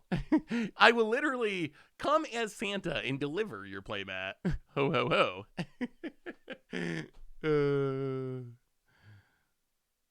I'm pretty sure besides obvious cards like Warp World, the card that will be remain banned forever is Mental Misstep. It's so broken. The only powerful level has only scaled up due to 1-drops being more powerful. I don't think there is ever a world where it can be unbanned. I would agree with that. It's at least on the short list. I agree it's a card you can never unban, for sure. I think it's interesting. If you look at the cards that were unbanned yesterday, I would say, do you want to crack this bauble? Yeah, let's just wait. It's growing our construct at the moment. Well, 1 and 2 make a construct. And Urza Saga, find us what? How many artifacts do we have? 1, 2, 3, 4, 5. Ooh. We could just get a Mox Opal and Thought Monitor. We could also just get another Ghost Vacuum or the Shadow Sphere. You know what? Let's show the power Mox Opal. We're going to get the Mox Opal. Keep the new Mox Opal. Cast a Thought Monitor for a single manas. Draw a couple cards. Wow, okay, we got the Shadow Sphere anyway. Spire of Industry. And Shadow Sphere. And it's looking good. It is looking pretty good. Get it with a Construct for a casual 9 spot. Mox, it blows my mind they unbanned that one, because that's like a small taste of what this card can do. But just like, one of Magic's fundamental rules is you can play 1 land each turn, and Mox Opal is the best modern way to break that rule, and it's a very powerful rule to break. With the Reasons to Pioneer Masters, most, if not all, of the cards from the original All Rhino deck are in Pioneer. Here's my version. I'd love to know what you think. Oh, let me see, Joe. Ah, 34 Rhinos. That was, I think, kind of the deck that made against.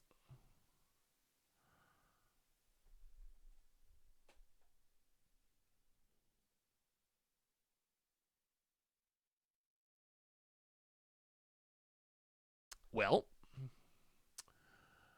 well,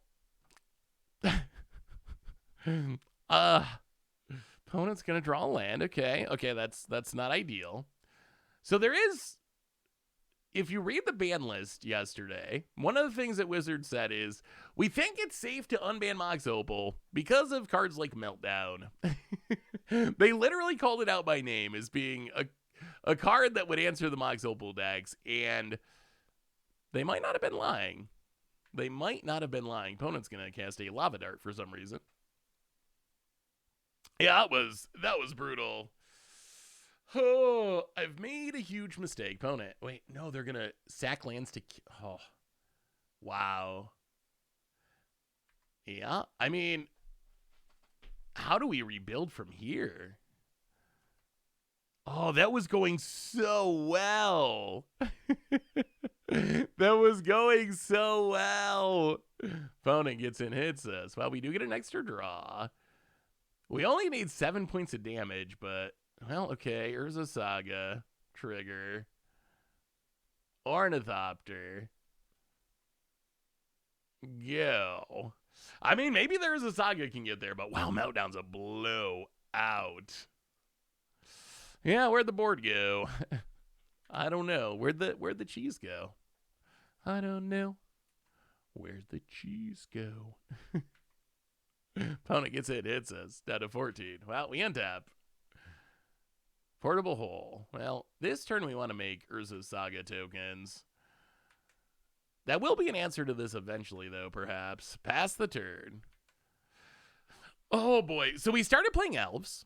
Because of Santa, of course. What deck would Santa play? It turns out that Elves felt really bad. It might have been the matchups we played, but Green Sun Zenith did not really solve the problem of our opponent just killing all of our stuff every single turn. So it got no traction. We went 0-2 and we're like, all right, we're just gonna switch decks and pretend like that didn't happen. I mean, if we lose this match, then we'll switch to another deck. Lantern is the one people have shouted out the most. Lantern will probably be some long games. Santa would play Gifts. Oh, Gift Storm. That is actually pretty good. That is pretty good. I missed that one, but that is pretty good. Well, Urza Saga, make a construct. Untap. Ornithopter. Well, 1 and 2. Urza Saga. Make a construct. Grab a Ghost Vacuum. Play an Ornithopter. I think these Ornithopters might be able to play enough defense for us to survive. I can't believe we are surviving sort of this meltdown. That meltdown was insane. It blew up so many cards. Do you think... Okay, here's a question for you, chat. Ooh, people want to see Hollow One? We can try Hollow One. Honestly, it might be that Lantern might be better for YouTube. I feel like, especially in a stream like this. Okay, let's hold Lantern. I will tell you this. I will promise you that we will play Lantern in the near future, either on the YouTube or on the stream. But on a stream like this, where we're doing a bunch of giveaways, an opponent scoops it up, and that's a match win. We're on the board. We're on the board. Okay, so that means another Affinity match. But in a stream like this, where we're playing a bunch of different decks and doing giveaways, I think we wait on Lantern and either do it on YouTube or do it on a future stream where we just focus on Lantern for the entire stream. I suddenly became very curious as to how you look if clean shaven. Yeah, I'm kind of curious about that myself. Do you think Urza Saga is a positive or negative for Modern after 2.5 years? It's a very hard question. It's a very hard question because in some sense, I think Modern Horizons 2 period is a negative for Modern. Yeah, I look like Richard, look like Krim. So I would say that basically at this point, I've become convinced that Modern Horizons 2 was just a negative period. I think that Urza's Saga itself, today, in a world where all these things exist, all these things are unbanned, it's very powerful.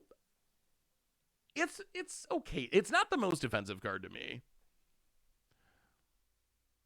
So I think, would it be better if it didn't exist? Probably.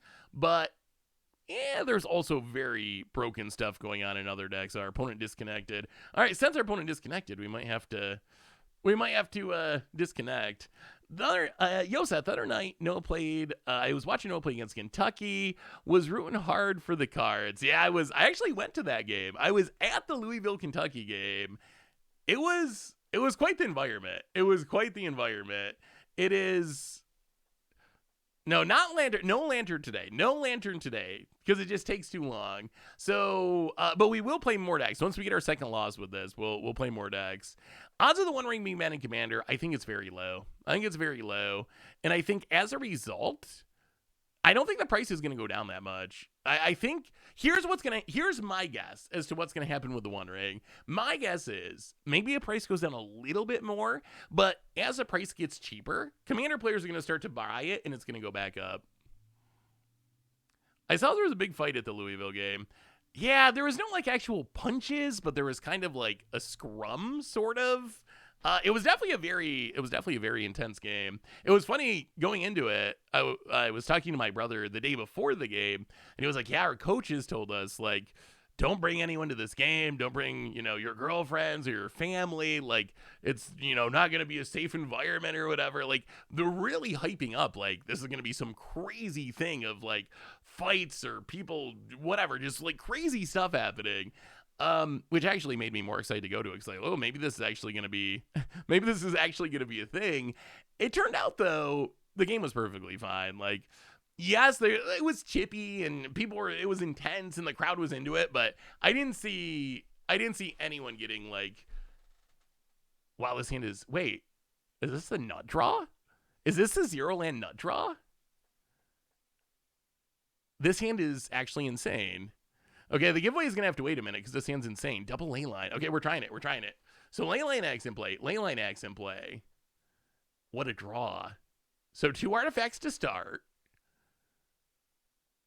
Opponent Breeding Pool, untapped. And Hardened Scales. Okay. Artifact Shenanigans, opponent passes. We draw. Ink Moth. Well, we will play Mox Opal. Memnite. Artifact 4, Ornithopter. Artifact 5, Springleaf Drum. Artifact 6, tap the Ornithopter. Turn 1 Thought Monitor. Draw a couple cards. Urza's Saga.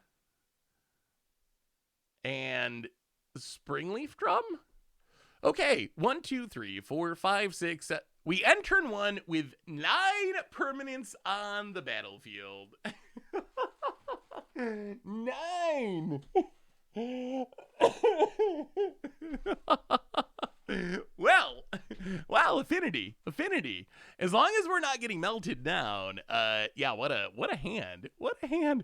Thankfully, I bet our opponent's not playing Meltdown because they are also an artifact deck if they're playing Hardened Scales. Opponent, Welding Jar.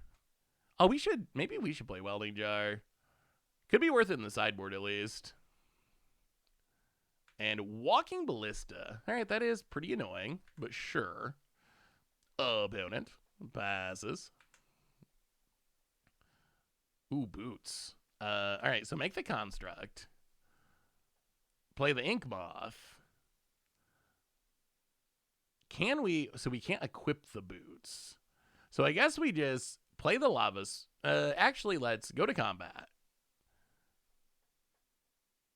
Go to combat, get in for 1 or 2. Hit ya.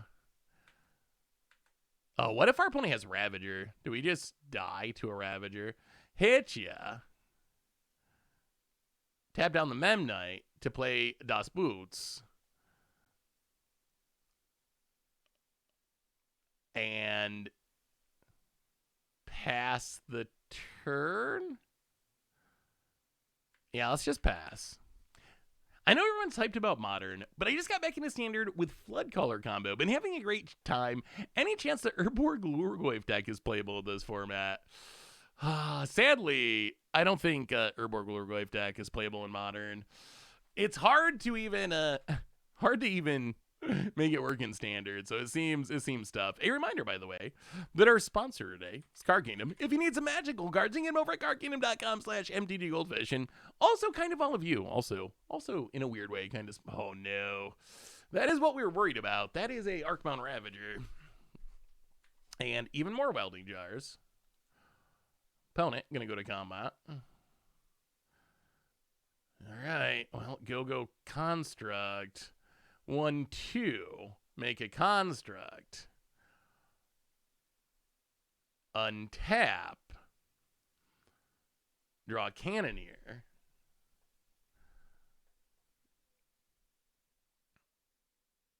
So if we 1-2 tap.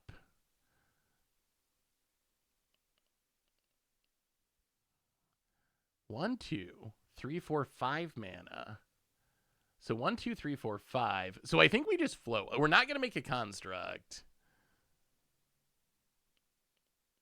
So we're going to float a mana. Let's see if this works the way I want it to. So I think what we can do is... Okay, now this is actually tricky. So my initial impulse was get Shadowsphere for lifelink. Equip Leyline Axe Shadowsphere to the construct, smack ya. But it might actually just be better to take Ether Spellbomb, and then if our opponent does shenanigans with Ballista, we bounce it. And we still get to double strike the yeah, that's gonna be better. So let's take the bounce. And then 2 and 3.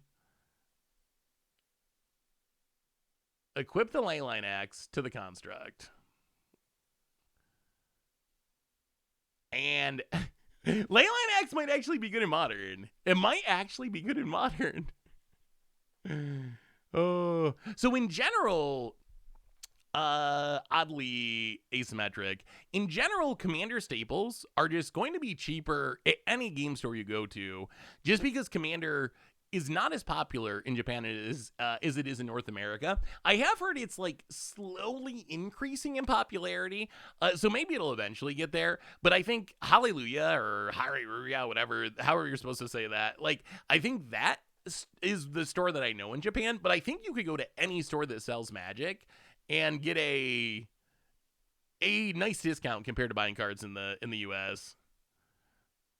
I mean, we already get trampled from Leyline Axe, right? So we just don't get the lifelink. But we get double strike and trample. Leyline Axe is it's an Embercleave that starts on the battlefield for free. I think we win here. Like, our opponent's best bet is going to be to try to dump a bunch of counters on Ballista and block, or Ravager and block. But because of this Ether Spellbomb, it shouldn't work. We did this with, like, 2 lands, too.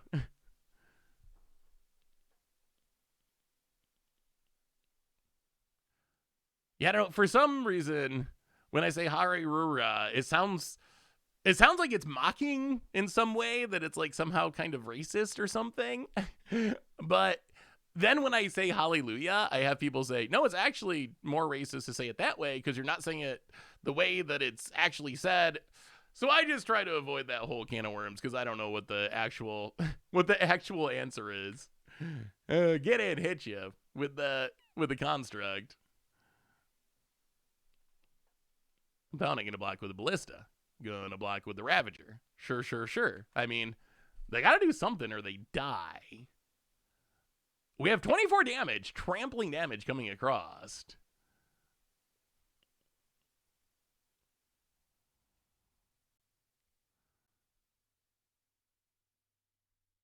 Opponent, gonna sack the Welding Jar.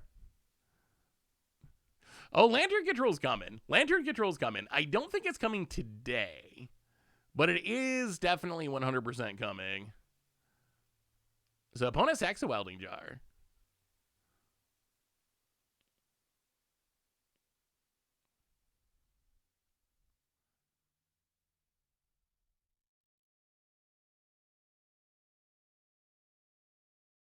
About it.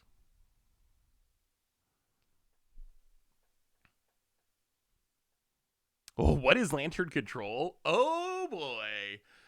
Oh, we might have to teach them. Well, we can't teach arena zoomers, but we're gonna have to teach people about lantern control. It's been a while since lantern control has actually been a thing. It is one of the most unique decks in the history of Modern. I don't even know how to describe it. It's a beautiful deck. It still blows my mind that Zach figured it, and the rest of the people that worked on it. But I think Zach Helsick is one of the biggest people as far as its development, along with MTG Salvation. But it still amazes me that people figured out that deck. It still blows my, because it's just not intuitive. It's so different. An opponent realizes they cannot beat the Leyline Axe, scoops it up. It's so okay. Let me show you. Let me just show you a deck list. I love Lantern. Lantern is one of my favorites. Oh, I love Lantern. I'm excited at the possibility of it being back. So Lantern Control, if you don't know Lantern Control, the idea of this deck is it's essentially a controller prison deck. But the way that it controls the opponent is by controlling the cards that they draw. So you're essentially trying to assemble this unbeatable trap of incredibly janky mill artifacts. Like, the most important card is Lantern of Insight, which lets you see the top card of each player's deck. So the idea is you get Lantern of Insight so you know what's on the top of your opponent's deck, and then you can use cards like Codex Shredder and Pixis of Pandemonium to exile relevant cards to try to make it so your opponent's only drawing useless cards, and then you toss in stuff like Inquisition and Thoughtseize to deal with the hand, Extirpate to get rid of all the copies of stuff that you mill, and Snaring Bridge to hide behind any creatures that slip through, and eventually you just mill away your opponent's entire will to play Magic, and eventually they can see it's glorious. It is so glorious. Why do you think Lantern? No, not Chromatic Lantern. This is a reference to Lantern of Insight. I can see why you would think that. It does sound like a good 5-color control name. Ho ho ho, Corby Enjoyer, how are you? Wait, so what are we bringing in on a sideboard?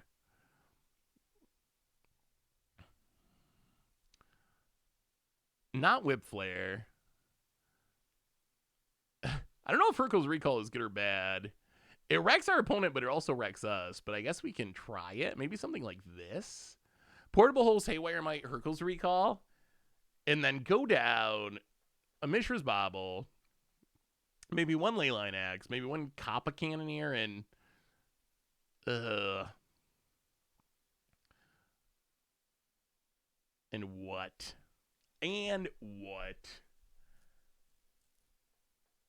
Yeah, let's go down the boots. Let's run it like that. Oh, yeah, there is a really good Ristic Study video. Oh, wait, is this the... Oh, so close. 1, 2, 3. Oh, we can't keep this one. So close to being a 0-land keep, but not quite. We can turn on the Mox. But then we just pass? Yeah, I don't... Well, we are on the draw. We could draw land. I mean, this hand's very explosive if we get to... If we get to this side... If we get to this side of the hand, but I don't know if we can get to it. Oh, what did you think of the... Yeah, this hand's... I guess so... Yeah. Not great, but it's okay. We'll put an Urza to the bottom. What do you think of the Modern video? Based on the Spike video, what do you think of that? We had talked about how much I like the zero land 1 keep. Whew. We had talked about that last stream quite a bit about how much I like that video, and it just made me think about so many things that it's like kind of video that I've never done before. But it gave me so many things I wanted to talk about that it seemed like the perfect way to be able to get into it is just kind of like use it as a jumping off point to share my thoughts.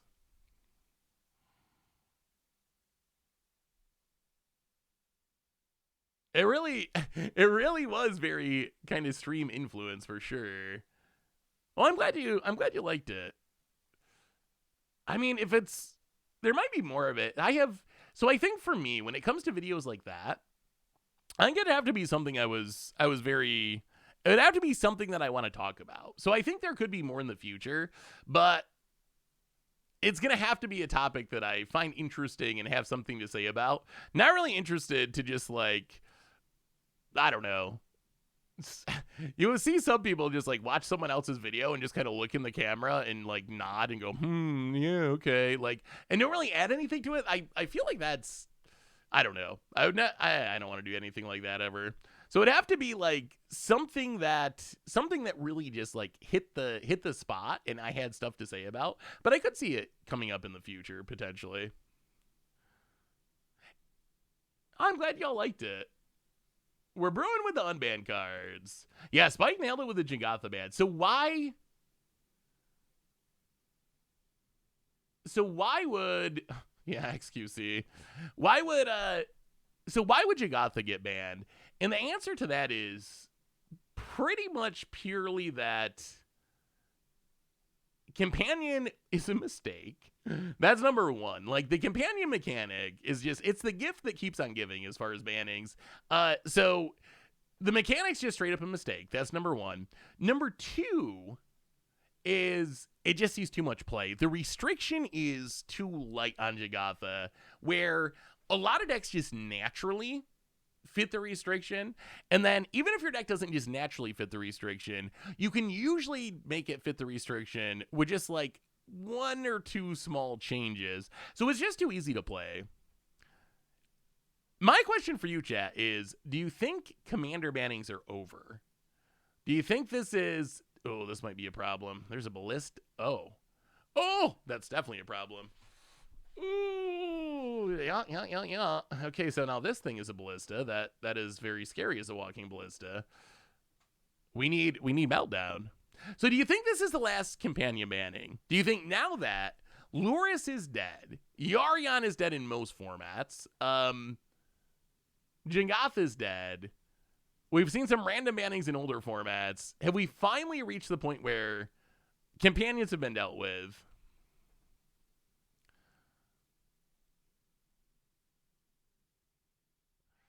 Companion was so much fun for limited. Bummer they destroyed constructed.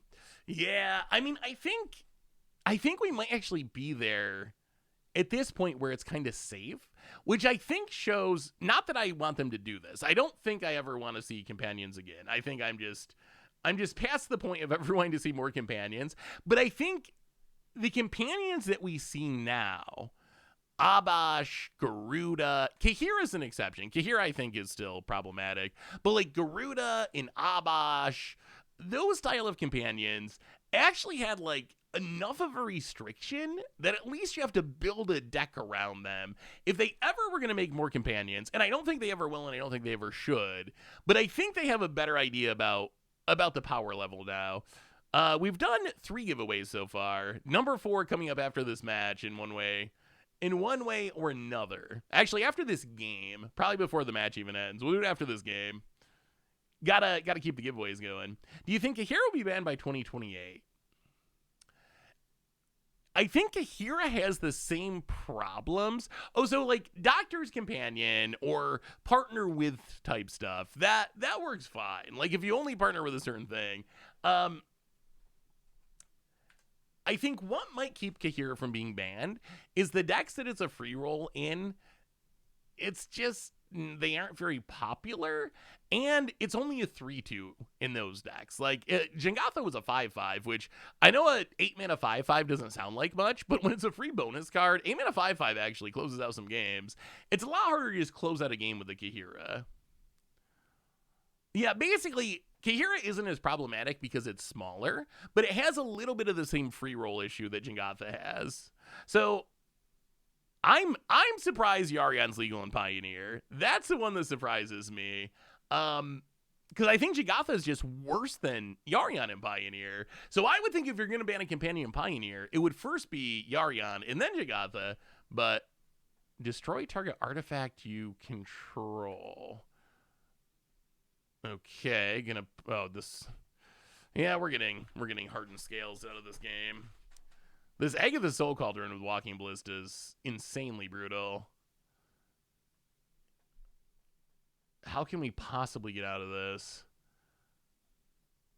So our construct's not very big. Yeah, well, I mean, we can play it out one more turn. Yeah, I mean, Kahira played in an elemental deck. I actually think that's good companion design.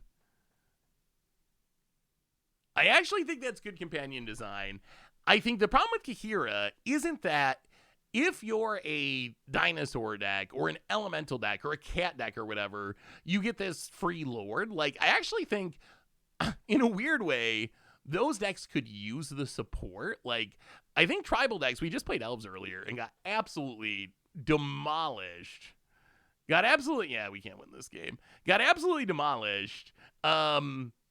I think that those decks could use a boost. The problem I have with Kahira is you can play it with 0 creatures in the deck. That's the part that I dislike. Hey, Seth, I just wanted to say, I never realized how much I missed watching you play Modern. Oh, well, Jake W., I appreciate it. And honestly, until today, I didn't really realize how much I miss playing Modern. Like, the last 6 months have been weird. It's been weird. Modern's just been my favorite format for so long. And feeling so unmotivated to play it was just a weird feeling. I don't remember a time in my life of playing Magic that I ever went through such a long period of not wanting to play Modern. Like, if you can see it on the YouTube. Like, how many Modern videos have we had? Go back like 2-3 years. You probably have a Modern video every week a lot of the times. And sometimes 2 or 3 in a week. Like, there were times when Modern was the most played format on the YouTube. The last 6 months, we played a little bit right after Modern Horizons 3 came out. And then it was like, maybe every month. And then it was like, maybe not even this month. Maybe we'll just skip this month. And I was just not playing Modern at all because it was just so demotivating with energy and the One Ring and all the Nadus, and it just killed it. So I've missed it. Today's made me very happy. Like, just being able to play Modern, and I'm enjoying it, and it's not miserable, and we're trying different things, and we're playing with new cards that haven't been around in forever. It's making me happy. I stopped MTG Modern when the One Ring was introduced. Didn't want to shave 600 for 4 cards. Now it's banned. I feel my Tron deck is weaker without the One Ring. Definitely weaker for sure. It's actually kind of funny. And let's start this playmat raffle. So this is for a playmat of your choice. A playmat of your choice as we go into this next round. Again, if you win, just send me an email, Seth or saffronolive@mtggoldfish.com, either one. Let me know what you won, what you want, and I will get it shipped out to you. Don't know if it'll be there before the holidays, probably not, but we'll get it shipped out shortly, and you'll get it soon. So this is for a playmat of your choice. We're going to start the giveaway in 3, 2, 1. Giveaway started. Oh, okay. Well, all right. I forgot to reset the timer, so it's 5 minutes this time. I will just tell you, you only got to do it once. Okay. So it's the 5-minute timer, so it's going to go through a chunk of this match, but adding more exclamation point raffles is not going to give you more entries. It's only one ticket per user. So once you've done it, don't feel like you got to keep doing it again and again. Not gonna do anything for you. How does this hand look? Memnite Haywire. Ooh, okay. We got to keep this just because of Hurkyl's Recall. Hurkyl's Recall is just too hilarious to pass up. Hurkyl's Recall, bounce all artifacts. This can be an absolute ridiculous blowout. And the Haywire might. Should we draw a Mox or something? Could be pretty good. Well, let's play the Memnite. Let's play the Haywire might. And pass the turn. Opponent. Ho, ho, ho. Checking out Modern deck lists is really exciting at the moment. Love it when a format gets shaken up. Also, checking out prices on cards like Faithless Looting went from 2 cents to 60 Moto is wild. Yup. Yeah, that's probably the funniest part of the bannings for me is that they banned a super expensive card in the One Ring and then unbanned a almost equally super expensive card in Mox Opal. So modern players, I guess, they kind of got wrecked by having their super expensive ring banned, and then they also had to go out and spend a bunch of money to buy opals potentially to compete. You still got Splinter Twins and Mox Opals. In paper, I don't think I have any of those. I'll have to look at my Moto account. It is possible that I have twins. I know I don't have Mox Opals in my actual account. I might have Splinter Twins. Here's a link for all the rhinos. Oh, let me see, Joe. I forgot. I pulled it up and I forgot to look at it. Ooh, Mockingbird. Mockingbird's a big addition. Oh, this brings back some memories. Clever Impersonator, Glasspool Mimic, Chase Friends Prodigy.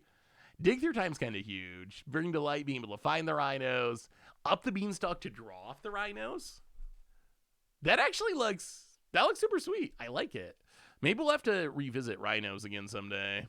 Oh, if they have a ballista here, I'm going to cry. Oh, ballasta's so bad for us. Then they snipe our Emery. They must have it, though, right? Or we just get to cast our graveyard. Oh, they got it. Oh, Ancients. Okay. No ballista. This is like maybe the game on whether or not they have a ballista here. If they have a ballista and they snipe the Emery, we have 2 lands we can't get back the Springleaf from. If they can't kill the Emery and we get back the Springleaf from, then we're kind of in business. Then we have the Haywire Might on. We have the Hercules Recall. Oh, they didn't find it. Yes! Okay, that's huge. That is huge.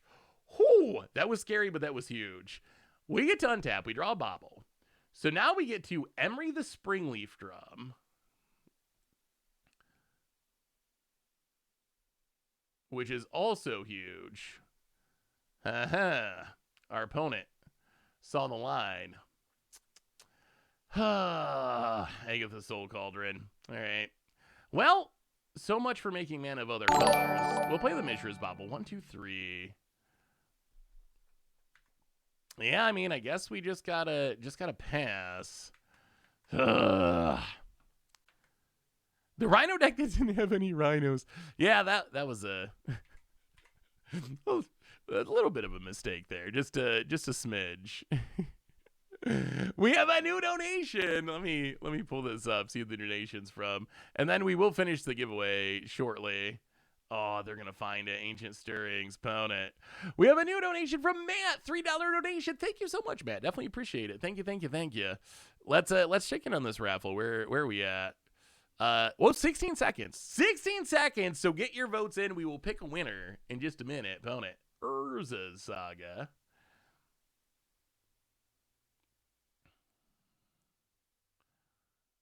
And wow, Hardcast a ballista.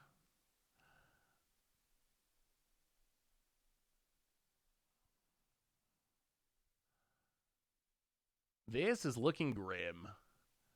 Even with the Hercules Recall, this is looking real grim. Okay. Opponent pings the Emery. Well, I think we just have to do this. Recall you.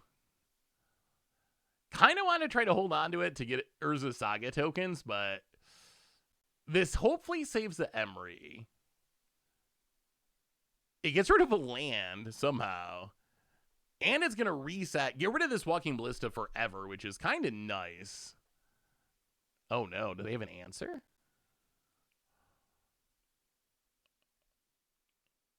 Opponent floats a mana.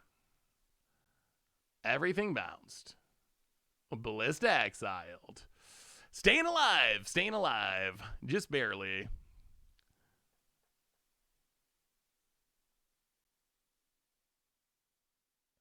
Strata Miniatures had a message for you. I'll have to Wait, what is, oh, let me see. Here it is again. Love your content. I do full art painted cards as a hobby. Do you have a way I can send you one? Do you have a P.O. box or an overseas equivalent? I'm in the UK. Yeah, straight up miniatures. That sounds amazing. I do. You can send me an email if you want, or the P.O. box is P.O. Box 33, South Butler, New York.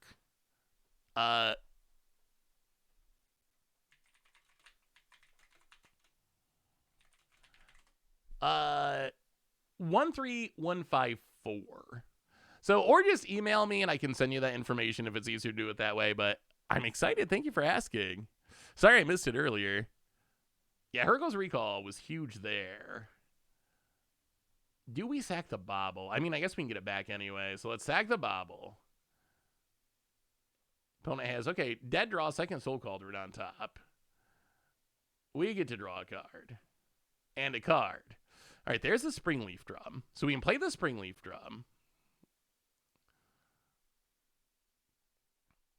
We can play the Ornithopter. Emery. Get back the Mishra's Bauble. Oh, Emery. Emery. Hello. Hello, hello. Oh, we have to finish the giveaway too. As Moto legs. All right, so Emery Bauble. After this turn, we'll finish the giveaway. So play the Bauble. 1, 2, 3, 4. 1, 2, 3, 4, 5, 6. Well, all right. Let's start drawing some cards. Let's get down a Thought Monitor. Draw a couple cards.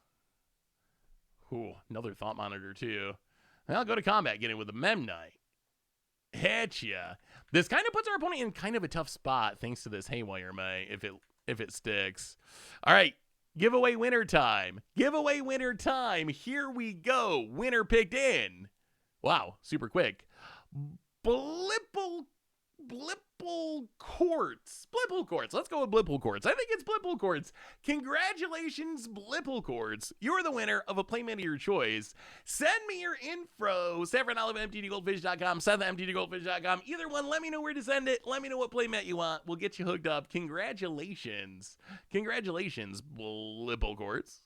Congrats. More giveaways still to come. We're doing them all through the stream today. All through the stream. About it. Who has their own Haywire Mite. Thankfully, they can't Haywire Mite a Haywire Mite. Okay, they're going to sack the Haywire Mite to get rid of the Springleaf Drum. Okay. And plays the Mox. And Soul Cauldron. Opponent passing. Well, play the Ornithopter. We could really just use a Mox. We need a Mox. Not a Mox. Well, okay. Thought Monitor. Mox. Not a Mox.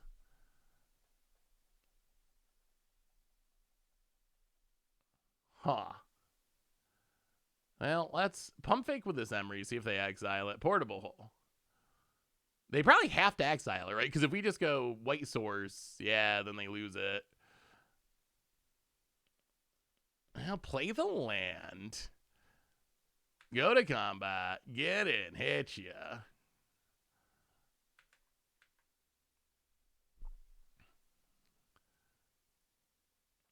And, yeah, pass the turn.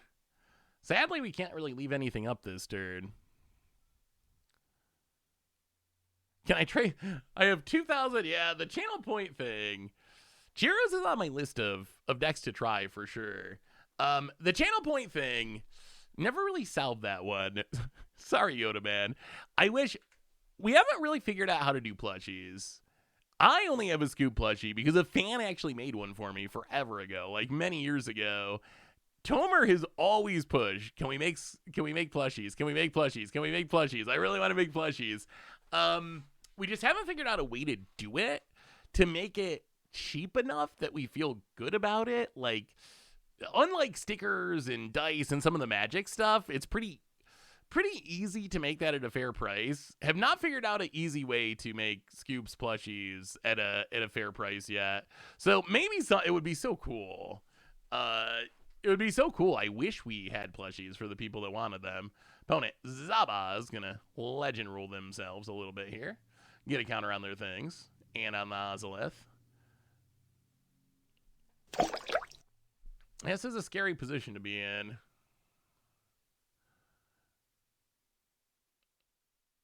Opponent. Combat. I do not know how this game ends. Atomic Coco, welcome to the Fishbowl. Scoops riding bear plushie. I would like one of those. Welcome to the Fishbowl. Thank you so much for your subscription. Big soup here for you. Thank you. Opponent just gonna pass. Well, I think we're gonna crack this bobble. Crack the bobble. Hardened scales on top. Well, let's see what we draw. We really just want colors of mana. I'm not hitting colors of mana. So, well, tap Emery for the bobble.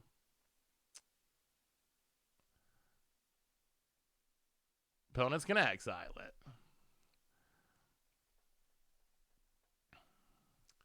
Well, let's play the Urza Saga.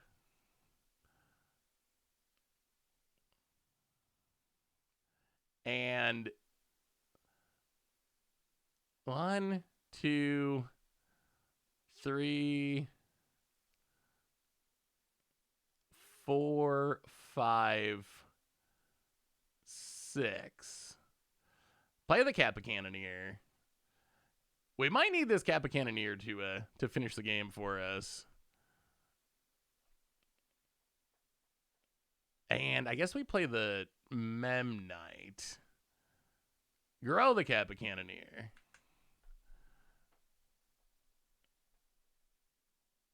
One, 2, 3. Yeah, let's leave up the counter. Let's pass. No attacks. See if we can survive the turn and close out this game somehow. This has been a long, grindy game. Ooh, mono black. Let me see Lucid. Mono black. Oh, is this some Crabomination shenanigans? Opponent or is a Saga doing its thing? Mono black Emerge Affinity.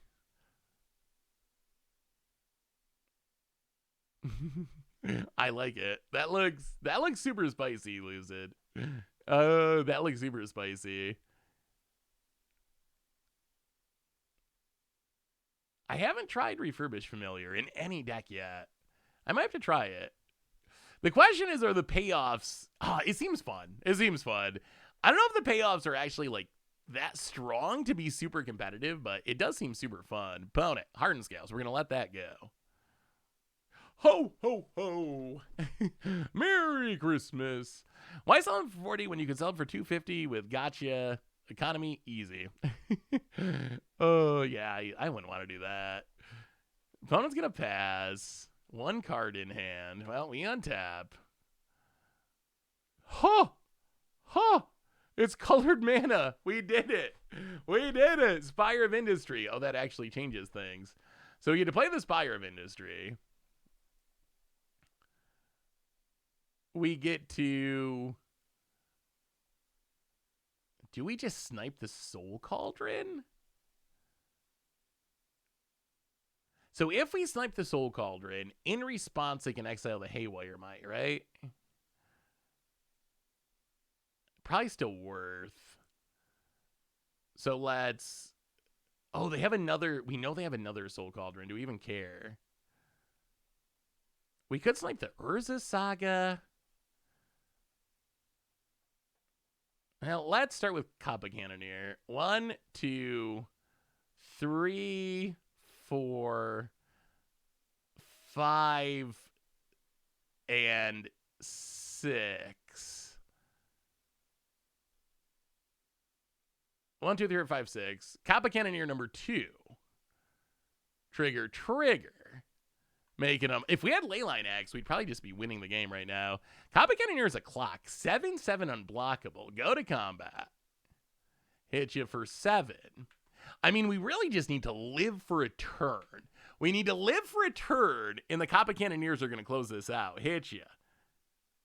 Pass. Leave up the Rebuke. Leave up the Saga.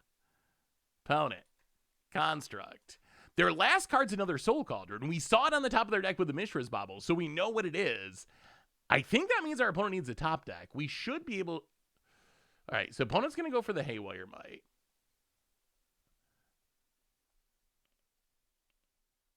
That lets our opponent kill non-creature artifacts or enchantments. It's going to turn all their creatures into it.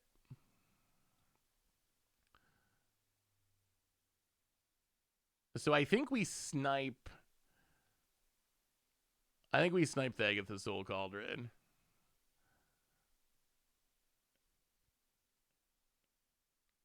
This does mean they can play the second one. They can play the second one, exile our Haywire Might, so they still can do that.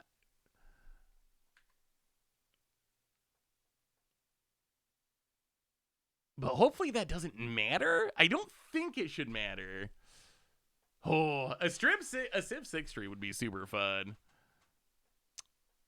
Hey, Tabashi. Yeah, we've had a stream for a long time now. Welcome to the stream. Good to see ya. Ooh, Rakdos persists. Let me see, Ponerific.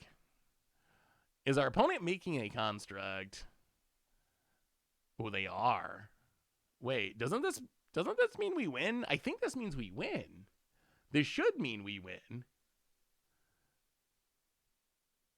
I think that Kappa Cannoneers. Well, maybe Affinity's legit.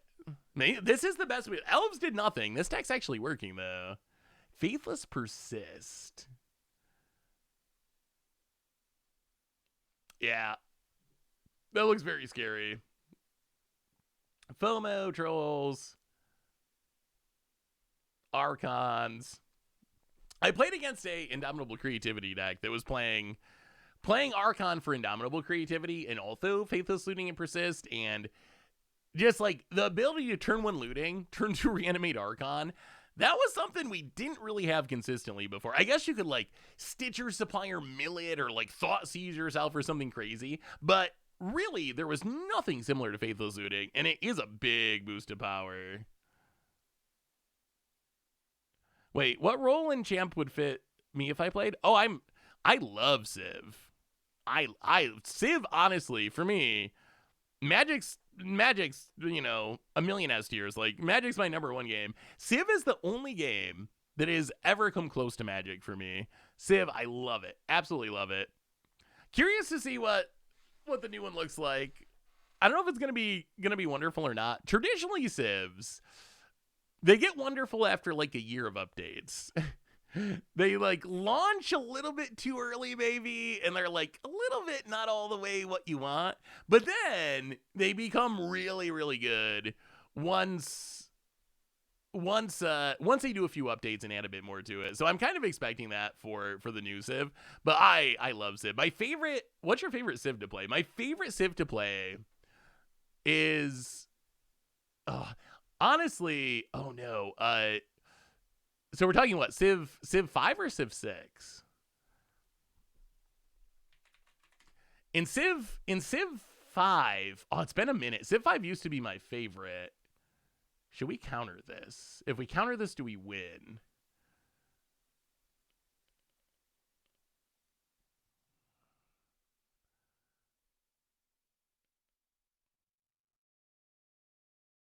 If we counter this, we win, right? 1, 2, 3. We counter this, we block, we win. All right, let's Metallic Rebuke. I think this works. So Metallic Rebuke. We can chump block with a couple of Thought Monitors. Make a construct, make the Kappa Cannoneers indestructible. GG. An opponent agrees and scoops it up, and Affinity's working. Science was OP. I remember my first win on the hardest level of Civ was playing Science Victory with Poland in Civ 5. That was my first Civ 5 immortal win. And I just kind of turtled up and did sciencey stuff. And have you ever got the mods? That's what I've enjoyed. I also really like Isabella in Civ 5. I believe it was Isabella. Is Isabella the one that really benefits from natural wonders? I always enjoyed. It's very slot machine-y because its power is so dependent on finding a natural wonder. If you find a natural wonder, Isabella's like ridiculous. If you don't find a natural wonder, Isabella's like trash tier. But I always like playing it because you could just do some ridiculous things if you actually hit the natural wonder. I need your help for an entirely. We have not brewed Mardu Pyromancer yet. I haven't played Colonization or Humankind. I've heard good things. Also, there's some cool things you can do with mods. I play Civ. It sucks for like the first 6 months because I got to add stuff to it. Eventually, it gets really good, and I enjoy it. And then I play a ridiculous amount of hours. And then eventually, I get bored of it. And then I start going to the mods. And once you get to the mod stage, you can do there's so many cool options. Just like the modding community is really good. It has all these other like wonders and abilities and units. So it's actually like a whole nother game on top of the base game once you get to the mods. Brawl. Ooh. I remember the days of Brawl. Yeah, that is brutal. Brawl, I might do a video about this at some point. I don't know if anyone cares, but Brawl basically single-handedly killed 1v1 Commander when they first tried to launch it. It became like the tier 0 deck. It was just Brawl mirrors all the time, and Brawl plus counter spells, and the finisher at the time, and I don't know if I see it in here, but also used to play like polymorph effects was the finisher. So you'd be able to like Brawl, counter all your opponent's stuff, polymorph into something huge to finish the game. If it goes wrong, play Brawl, counter all the stuff. Eventually you do it again. It was brutal, but the deck, it looks really good. It looks like a solid Brawl deck. Maborbius, welcome to the Fish Bowl. Thank you so much for your subscription. Big super for you. Thank you. Okay, we gotta get in a couple more giveaways. So it looks like since we're winning with Affinity, we're probably gonna finish our Affinity League, and that'll be our initial exploration of our post-ban world. So let's do another giveaway. I want to get in at least a couple more here. So let's see. I have too many deck lists. Hang on. You close. Here we go. We have made it back to the giveaways. So our next giveaway, you got to complete this one. We're going back to the first one. Dice. The new dice. If you'd like some new dice. The giveaway is about to start in okay. Another 5 minute. Actually, let me see. You know what? Hang on. Don't enter yet. Don't enter. I'm going to cancel that. I said it for too long. I said it for 5 minutes. We're going to set it for 2 minutes. 5 minutes is just too much. Too many raffles in the chat. All right. Giveaway actually starting now. 2 minutes to get in. Starting now. And the giveaway has officially started. ! Raffle in the chat. Get these sweet new Scoops dice. A great way to keep track of your counters or life total, or I don't know, play craps. Any crap fans? My little brother is coming home from college for the holidays. He gets to come back for like 3 days because of basketball stuff. And he called me. He's like, Saf, we gotta go to the casino. We gotta go. He's convinced himself. That he's learned how to count cards. He thinks from watching YouTube videos, he can beat blackjack now because he's learned how to count cards. I was like, I didn't even know you could count periods, so that's very impressive. But yeah, so I might have to go play blackjack with my little brother to see his card counting skills.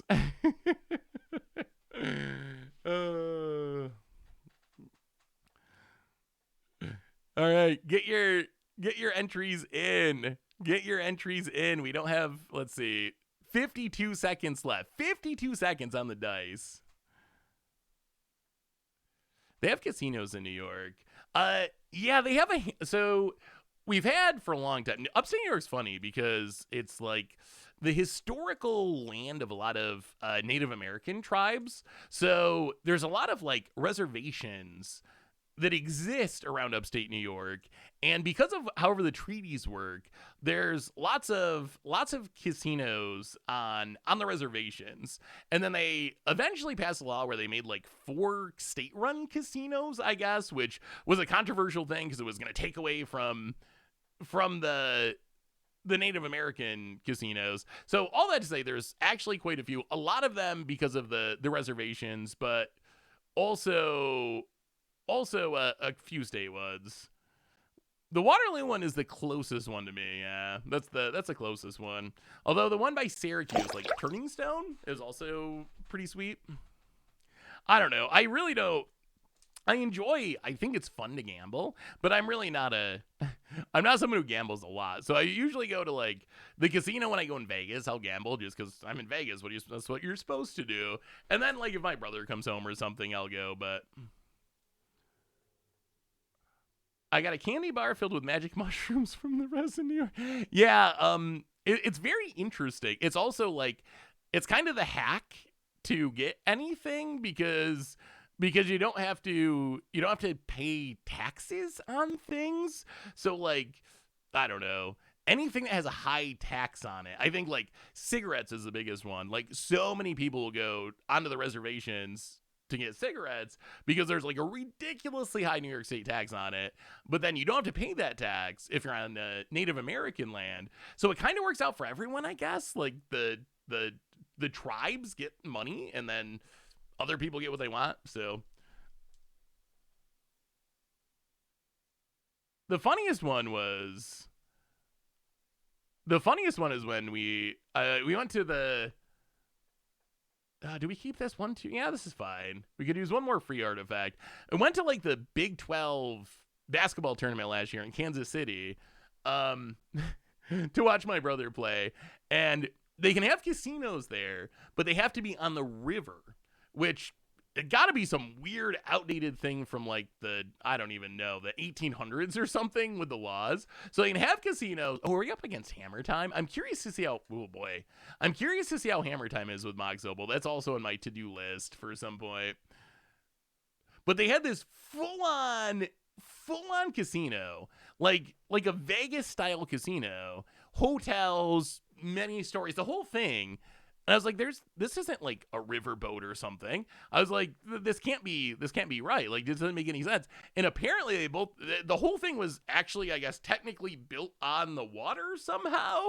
You would have never known walking around that it was apparently on the water. It just was like any other hotel casino place.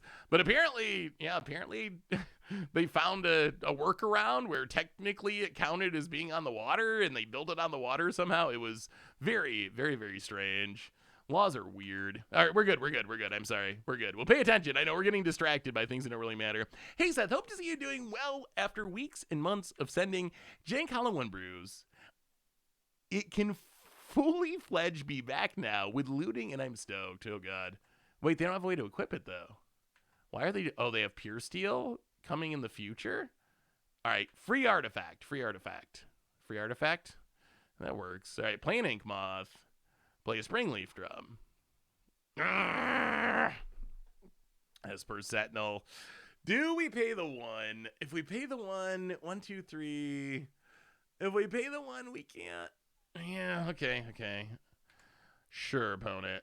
You get to draw a card. Not thrilled about that, but we need to draw our own cards.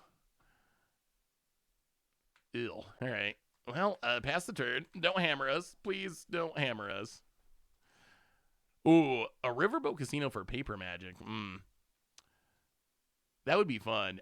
Have you ever heard of like the old Magic cruises? I don't know why they don't bring these back, but I've heard stories of how like 15 years ago, 20 years ago even, they used to have these Magic cruises where like once a year they do a cruise and it would be like WotC staff and pro players and you could just go and you just like draft and cube and do Magic the whole time on a boat for like a week.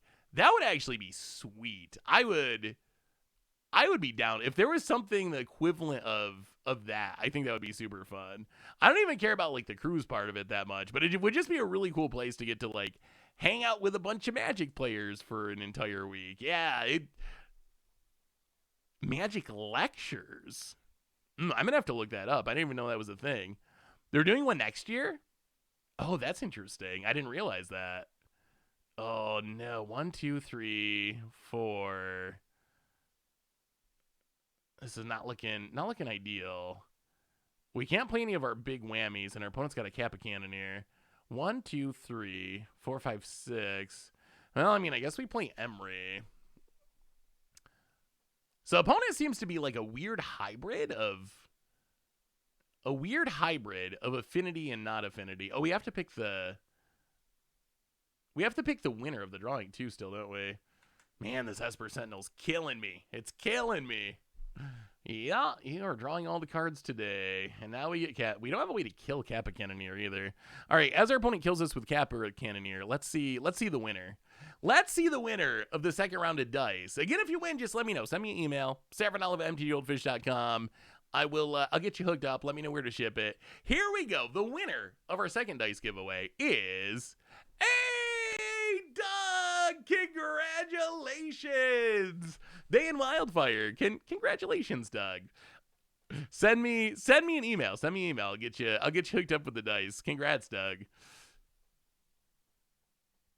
Yeah, Doug. Dan's been around forever. Also, if you like Commander stuff, Doug's got his YouTube. I don't know if you're in the chat right now, Doug. Doug, what is your YouTube if you want to check it out? If you like, Doug makes some very strong Commander brews. If you like Commander brews, but you like high-end casual power level, Doug makes very, very strong and very interesting decks. So if you've never checked out his YouTube and you're looking for something new and that's your kind of style, check out Doug's YouTube channel sometime. Opponent. All right, we'll get in at least one or two more giveaways. Oh no. What are they? Another Kappa Cannoneer? Gotta be, right? What else? Unless they have War in their deck. No, it's gotta be a Cannoneer. Yeah, we're pretty far behind this one. I feel like this is gonna be a very snowbally matchup of just like who has the better, faster hand. Because neither deck really, I don't think is gonna be able to stop each other very much. So it's just going to be who does this first. And in this case, our opponent's the one that did this first. And yeah, I mean, we can't come back from this position. If I win something, I can personally pick it up from you. Wait, where do you live, Raging Goblin? Are you an upstate New Yorker? Yeah, you can post a YouTube link. Magic, any magic, safe magic stuff is fine to post in the chat. Why do you think they unbanned Splinter Twin and not Birthing Pod? The two were talked about together in the community. It's a good question. It is a good question. So the only argument I could see is if you go back to when they actually banned Birthing Pod. Yeah, pest control would be very good in this new meta, I think. If you go back to when they banned Birthing Pod, part of the argument for banning Birthing Pod was Wizards was like, it combos with creatures. We're going to keep printing good creatures. It's going to keep getting better. I don't know if they feel like with the current crop of super push creatures, Pod would be too good. I'm not really seeing it. I've seen people say that the new one for Modern Horizons 3, Birthing Ritual, is actually just better Birthing Pod. You don't get the combo potential, but I don't know. I think also part of it is this has got to be a test run. And if you think about it, I would say from my perception, they unbanned one safe but build around card in Splinter Twin. They banned one very unsafe, scary fast mana card in Mox Opal.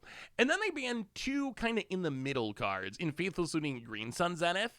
I imagine that this is partially a test to see what else they can unban. Because this experience with these cards, I think is going to tell us a lot about the modern ban list. If we look back on this in 6 months or a year, and Mox Opal is not breaking the format, you can really go through the modern ban list, and you can unban probably like 20 or 30 more cards. Like, if Mox Opal is safe, a lot of things are going to be safe. On the other hand, if you end up in a format where Faithless Looting's breaking everything, Green Sun Zenith breaking everything, Splinter Twin turns out to somehow be the best deck in the format, then you're going to look at the modern ban list and you're going to be like, okay, like, maybe a lot of this stuff has to stay on there. So I think that maybe Wizards intentionally kind of hit a range of cards from potentially safe to potentially very unsafe.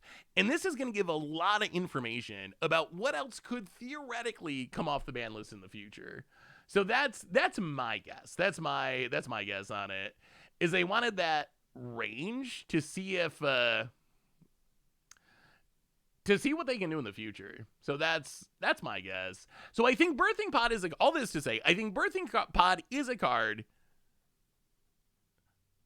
Birthing Pod is a card that could certainly be unbanned in the future, but we'll have to see how this run goes. Why Leyline Axe? That is a very fair question. Oh, this sounds kind of medium. We do get an Emery. So we're going turn 1 Memnite, nothing. If we had two, well, we actually have 2 Words of Sagas. Okay. What am I saying? 2 Words of Sagas. This hand's kind of great. We are still doing turn 1 Memnite, nothing. Memnite, and I guess just play the Slink as a land. Pass the turn.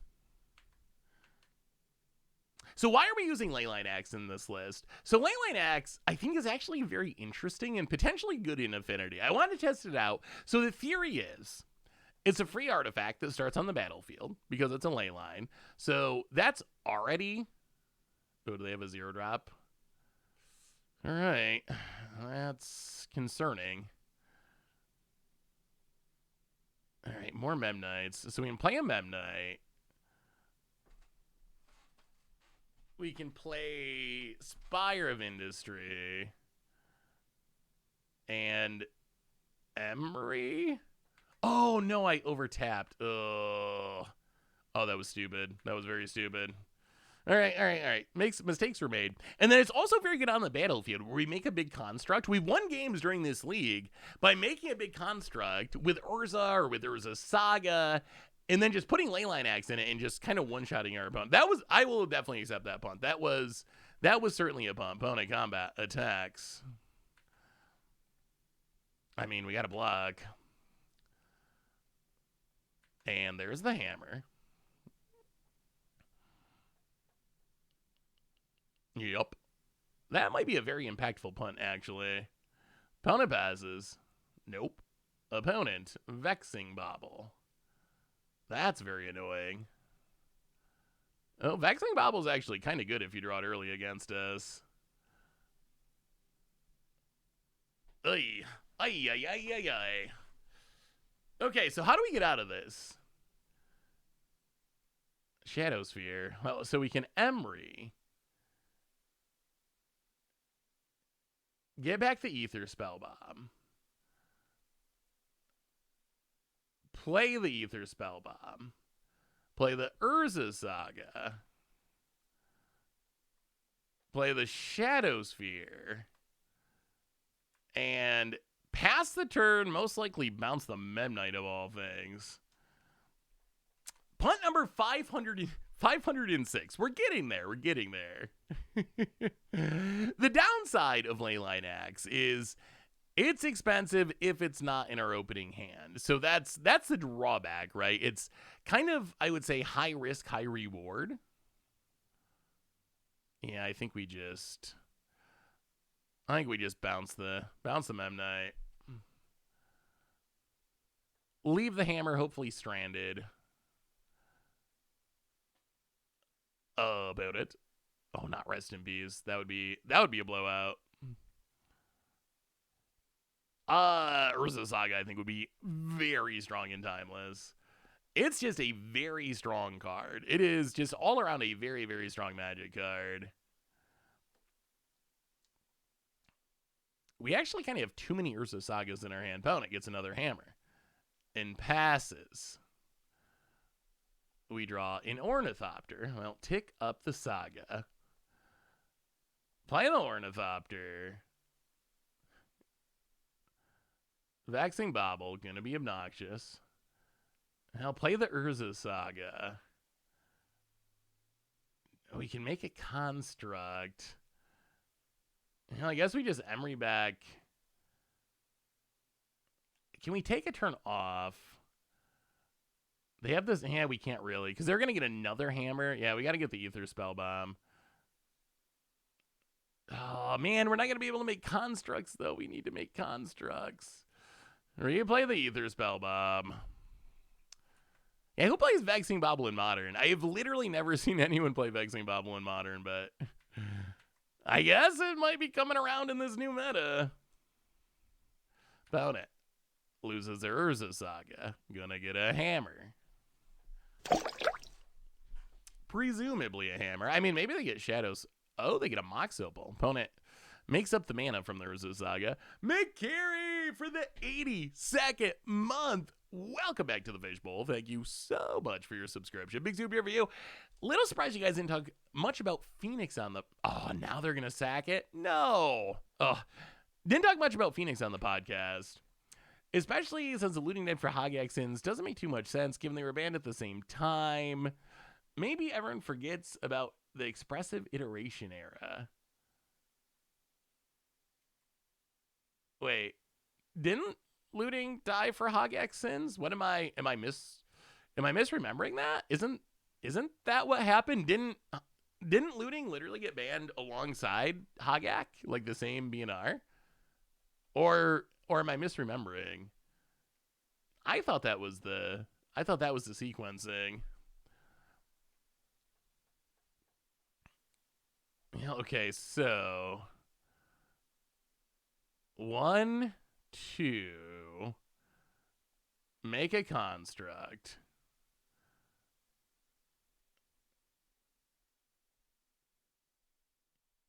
Take up the Urza Saga. Sack the Urza Saga.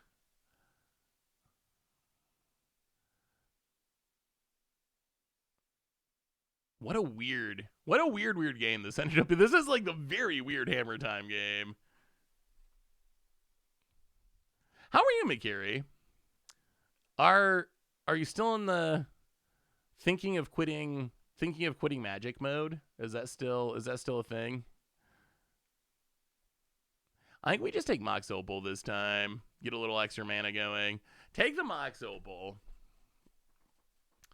Then we can Emery to get back the Ornithopter. No Vexing Bobble this time. Replay the Ornithopter, so we have a flying blocker. Play the Atwara. And yeah, I think we just play defense for now. We'll just pass the turn. Next turn, we might be able to start getting a little more aggro. Oh, I see what you're saying. Phoenix died for Gaxins. I think that is... Oh, God. Whew. Oh, lordy. Lordy, lordy, lordy. It is a good thing that we have a Metallic Rebuke in hand, or we would be dead. Yes. Hurkyl's Recall cannot resolve. That would be the end of our lives. Whew, that was close. Also, McCary, how's your relationship with Magic at the moment? I know last time we talked, you were seeming fairly serious about the possibility of quitting. Where are we at? Where are we at, McCary?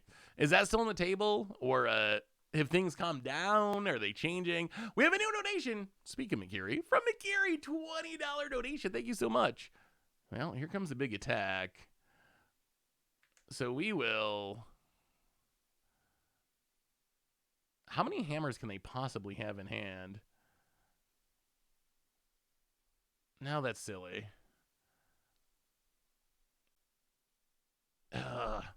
Block, block, block. Let's do it like that. Block, block, block.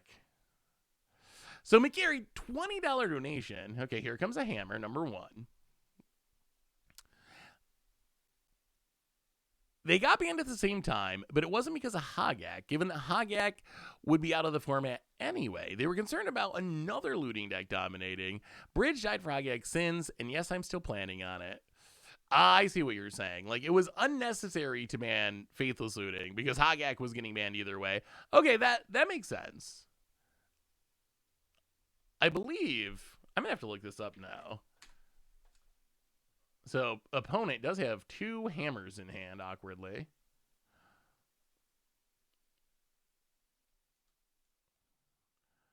Well, let's Spellbomb. Bounce the Stoneforge.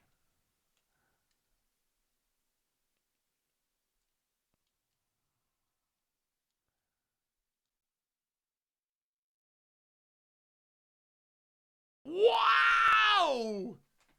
All 4 hammers in hand. All right, opponent.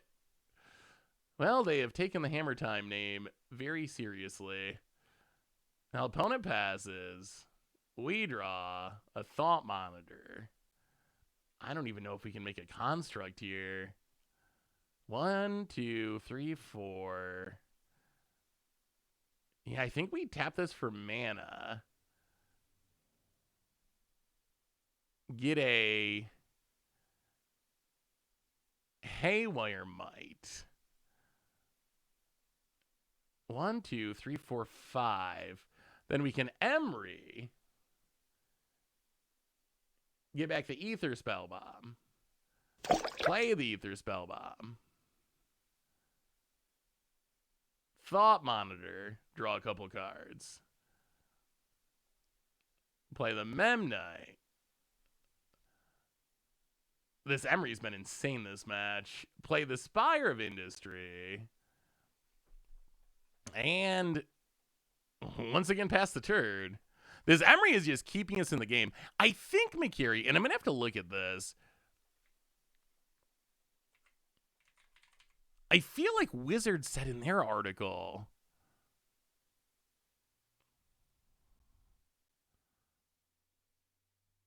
What did they say?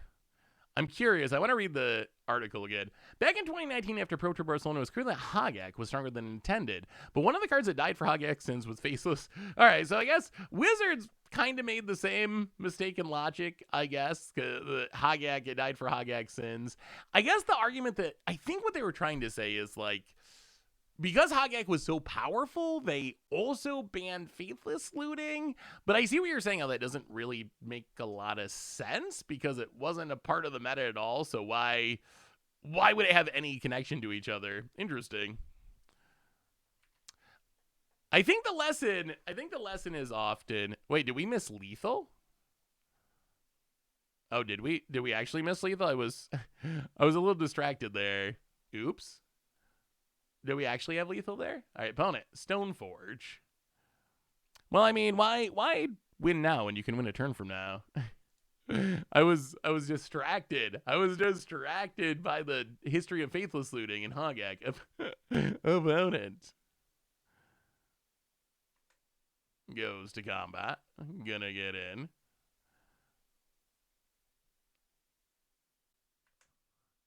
So block with the Haywire Might. Sack the Haywire Might. Exile the Sigardazade. And opponent scoops it up. Whew! Staying alive, staying alive, staying alive. It's for content. It was a content play. Oh yeah, Tamio gets better too, doesn't it? All right, two more giveaways. We'll do one now and then one after our last match, be it this one or the next one. And we're back to what are we back to? Tokens. It's token time. Back to a token. Actually, you know what? Let's do the deck box and sleeve. Deck box and sleeve giveaway. We'll skip the tokens for now. We're gonna do deck box and sleeve and then playmat. So two more giveaways to go. Let me get it set up. Congratulations, of course, to Doug for winning the last one. Deck box and sleeve bundle. 2 minutes going on the clock. Get ready with your raffle, exclamation point raffle fingers. And here we go. Giveaway is started. Exclamation point raffle in the chat to get in for your choice of this this beautiful orange or beautiful blue deck box and sleeve bundle over from mtggoldfishmerch.com. I guess we need the other portable hole too, probably, if we can find room. Maybe we go, in Urza? Emery was insane that game. Emery was we would have lost that game 100% if it wasn't for Emery. Emery literally kept us in this game. We got the recall. Can we, Mox, can we turn one thought monitor? Almost. I mean, this hand seems great. We will keep it, and we have the Hercules recall, which is our single most important card in this matchup. Our one of fun of sideboard card. Is Ironworks being played into? Thankfully, KCI is still on the ban list. I would hope they know better than to unban that. Oh, wait, can we do it? Let's see. 1 artifact, 2 artifact, 3 artifact, 4 artifact, 5 artifact, 1. Wow, this is a turn 1 thought monitor hand, right? 1, 2, 3, 4, 5, 6, 7. All right, draw a couple cards. And there's a Kappa Cannoneer. Okay, that was a nice fair little start, I would say. And then I guess we can crack this bauble. Crack the bauble, take a peek. Pure Steel Paladin on top. That's a little frightening. All right, untap. I mean, that's the power of Mox Opal. That's what. Oh wow, Haywire Bite. That's what happens because Mox Opal is in existence. It's exciting right now, but pack your meltdowns, pack your Hercules recalls, come prepared.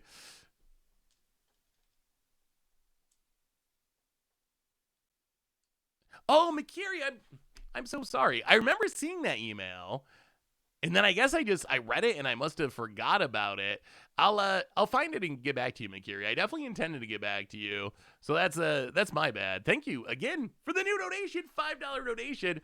That's my fault. For some reason I thought that I responded to it, but I guess I just didn't even respond and just slipped my mind. So my apologies, Makiri. My apologies. Opponent gets a hammer, but yeah, I will dig it up, or if you feel like just pinging me again, that's also fine. But I did want to respond to that.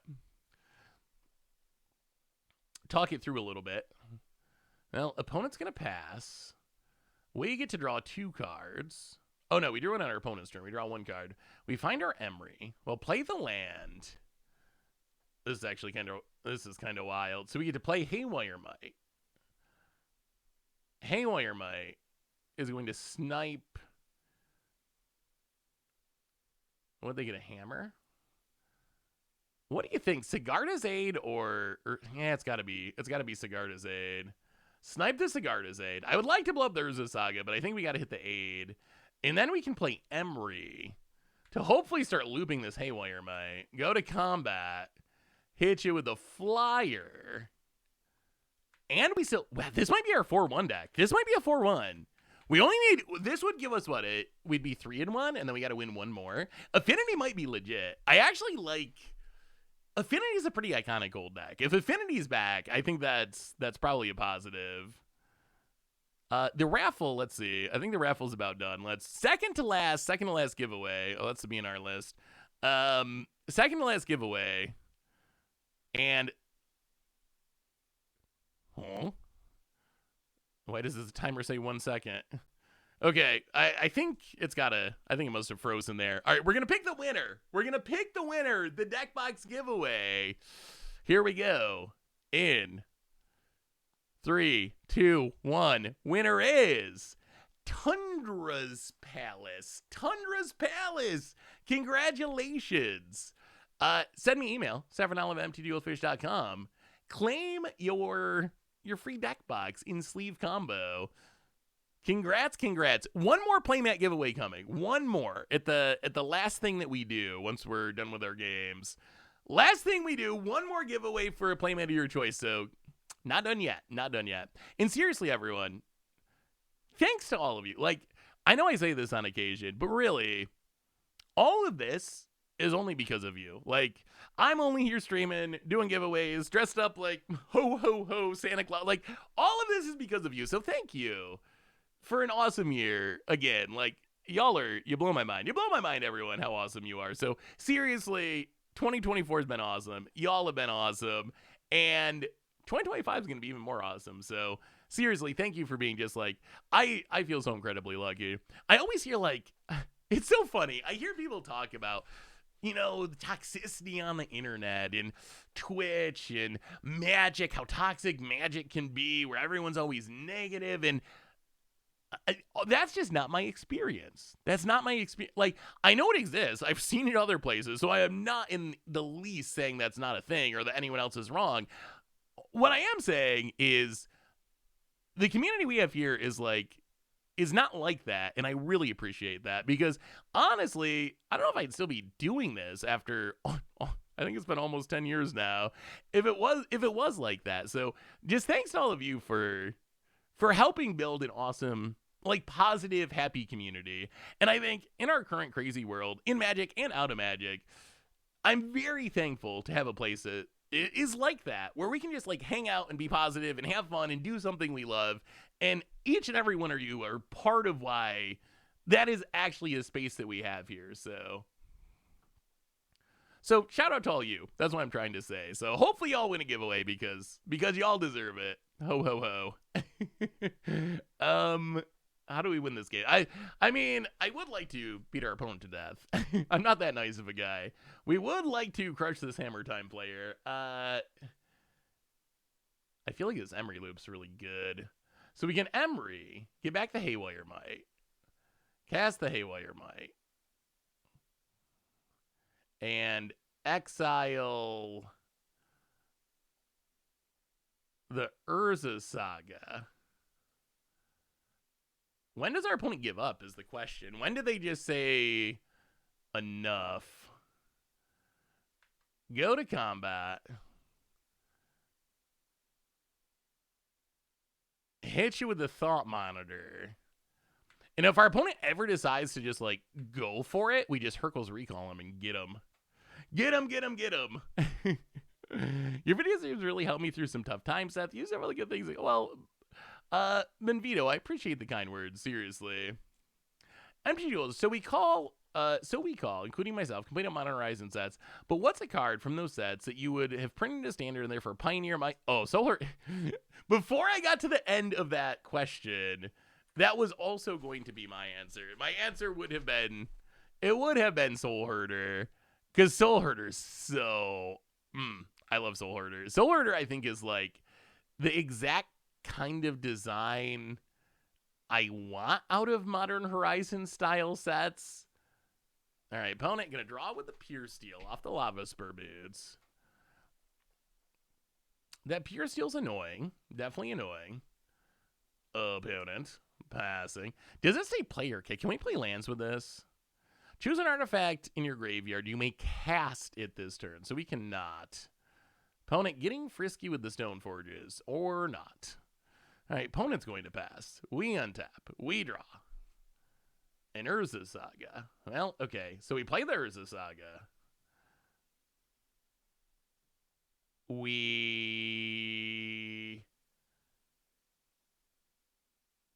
get back Haywire Might again? Is this just Haywire Might? Yeah, I mean. Get back the Haywire Might. Just in case. And then how far can we go without risking death? I really want to get down the Kappa Cannon here. But we also need to not die. So we need to leave up Hercules Recall and blockers. So 1, 2. Oh, maybe we just keep waiting. Yeah, I don't think we can actually do everything. Let's get in with the Thought Monitor hit ya. I mean, we'll just trust that Haywire Might every turn will eventually win us this game. I think that's the current plan. I'm just worried about dying with this pure steel. Like, if we tap out and don't leave up Hercule's Recall, there's a world where they're just like, Colossal Hammer on the Ink Moth, give it Trample or something, and we just die. I feel very safe as long as we have this Hercule's Recall in hand. There's still ways it could go wrong if our opponent has like a counter or something, but generally speaking, I feel relatively safe with the Hercule's Recall up. Though we're not just going to get one shot. Johan Leafheart, welcome to the Fishbowl. Thank you. Hey, Daddy, how are you? Well, thank you so much for your subscription. Big subscription for you. Thank you. I mean, what else is positive Modern Horizons cards? Because there is so much negativity around those sets. And I think the sad thing, and this was always my argument in the past, like, and it's become less of an argument now because I've come to believe that I wish they just didn't print those sets altogether. But, like, after Modern Horizons 1, or even Modern Horizons 2, my thought was always, okay, like, yes, there's bad aspects to this, right? Like, yes, the top-end cards are way too good, but a lot of the not top-end cards are actually really sweet, and I want those to exist. So for Modern Horizons 1, and to a lesser extent, but still, for Modern Horizons 2, that's kind of how I felt. Like, yeah, I'm not happy about the busted stuff, the Ragavans, or the Evoke Elementals, or whatever, but the Soul Herders and Chatterfangs and, like, these cards, those are, like, super cool, and I'm glad those exist, and I was willing to, like, take it, basically, with the hope that Wizards would learn and do it differently in the future. But what changed for me was Modern Horizons 3 was just more of the same, right? Rather than Wizards being like, wow, Modern Horizons 2 really destroyed the format. We better chill. It felt like they doubled down with Modern Horizons 3 rather than reversing course. And that's when I was finally like, okay, like, this actually isn't. I don't think it is worth it anymore. Oh, Ephemerit's a good one, too. Archmage's Karth. Oh, I love Karth. Karth is so good. We played a couple of really good snow decks. Like, budget, there was one of those decks, we'd build snow decks right after, was it Modern Horizon 1? We'd build the snow decks, and they always overperformed. Like, they look like such janky decks. But then we put them together and actually just end up winning. 1, 2, 3, 4, 5, 6. We still don't have lethal. The other thing is, we got to be careful with the Hercule's Recall, because if we do use it, then our opponent's just going to recast and draw a ton of cards. So we do really, preferably, want to win the game. Opponent, hammer on a Stoneforge Mystic. And hammer on a Stoneforge Mystic. And Stoneforge Mystic. And Shadow Sphere. So I guess what we can do is let our opponent do all this. And then just snipe the trample off the Shadow Sphere. And then we can just chump block with a Memnite basically forever. Opponent combat. Attacks. So we will block with a Haywire Mite. And then snipe the Shadow Sphere to get rid of the trample. Gain a bit of life.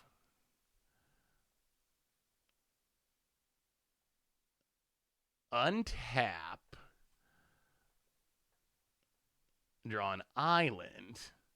Well, play the island. Emery. Get back the Haywire Mite. We have a game plan, apparently. Haywire Mite returns. Go to combat. Hit you with the Thought Monitor. It's so funny that our opponent can't kill us. They're like, pop it off, but they just cannot make us die. They just can't make us die. Like, they don't have they've drawn all the hammers, all the boots. They've drawn so much, and they just can't get in for lethal. Oh, Doug, I don't know if you saw this.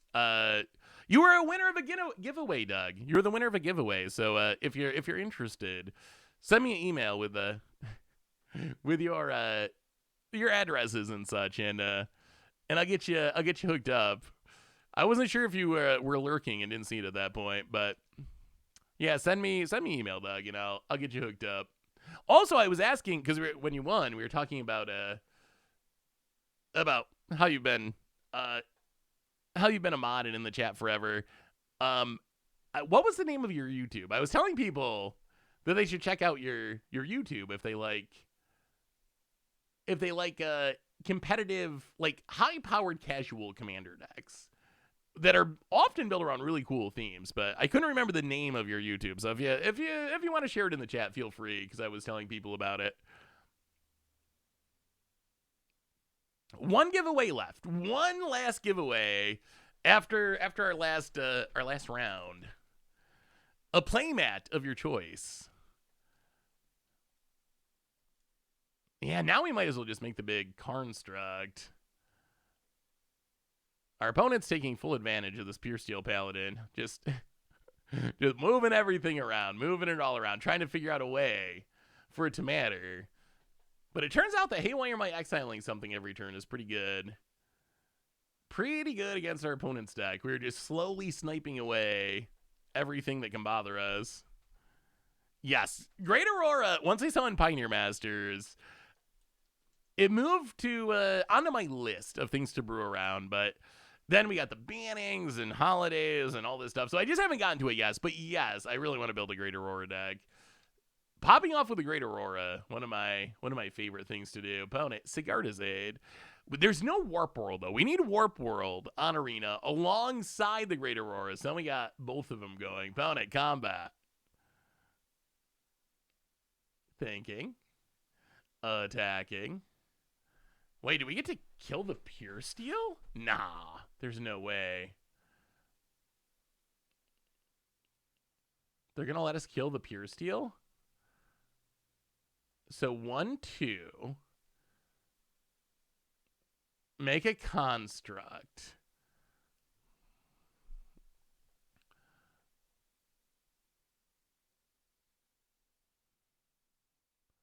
And block here.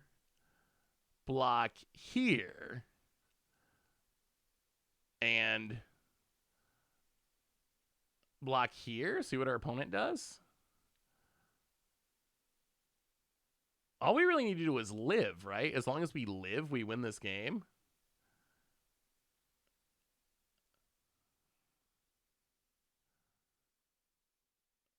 We've just like slowly chipped in and eaten our opponent's life total away, and not the most explosive affinity hand I've ever seen, but it's kind of getting there little by little.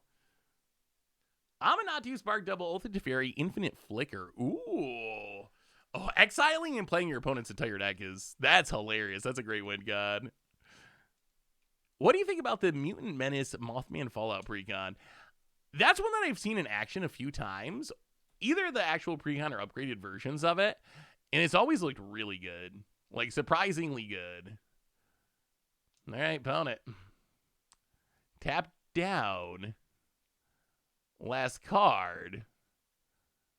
Soul Guide Lantern. That doesn't really change anything, though, does it? Aren't they? Why is our opponent not just scooping? Am I missing something? Opponent has no. I mean, I guess I could have white card Solitude. That would be wild if they had white card Solitude, but I guess they theoretically could have white card Solitude. And opponent scoops it up. All right, here we go. Here we go. Last round with Affinity. Last round, one more giveaway. Can we finish with a 4-1? So what do we learn about our decks today? What do we learn? We learned that Elves, at least for me, didn't really work. Didn't really work. Affinity, though, with Leyline Axe, our secret tech Leyline Axe, to go with the Mox Opals, might be good. It's actually felt very solid. Like, this deck felt very solid. What did we lose to? I'm trying to. What was our loss to, chat? Do you even remember? I played so many games of Modern today. They're all kind of blending together. Ooh, wait. One. Can we turn one Kappa Cannon here? I mean, we're gonna keep. Let's see what happens. Let's see what happens. So when we do the raffle, which we will do, so once we get towards the end of this match, which is our last match of the stream, I'll fire it up. There'll be like a minute or two. exclamation point raffle in the chat, and then after a minute or two, we'll pick the winner and go from there. It's the most fun I've had playing Modern in 6 months, a year, like a while. So, I mean, there's still so much to explore. Affinity's doing very well right now. With Leyline Axe Affinity. It's been super fun. I've very much been enjoying it. No, wait, no. I think I confused you, chat. The raffle's not going now. Once we get to the end, towards the end of this match, I will start the giveaway, and then you put exclamation point raffle in the chat. So not gonna do anything yet. The raffle's not going towards the end of this match. So let's see what we can do here. So we can play Urza's Saga. We can play an Ornithopter. So that's 1 artifact. Ornithopter, 2 artifacts. Springleaf Drum, 3 artifacts. Oh, but we need to be able to tap them? Huh. So can we not quite Kappa Cannoneer? So Mox Opal, make a mana.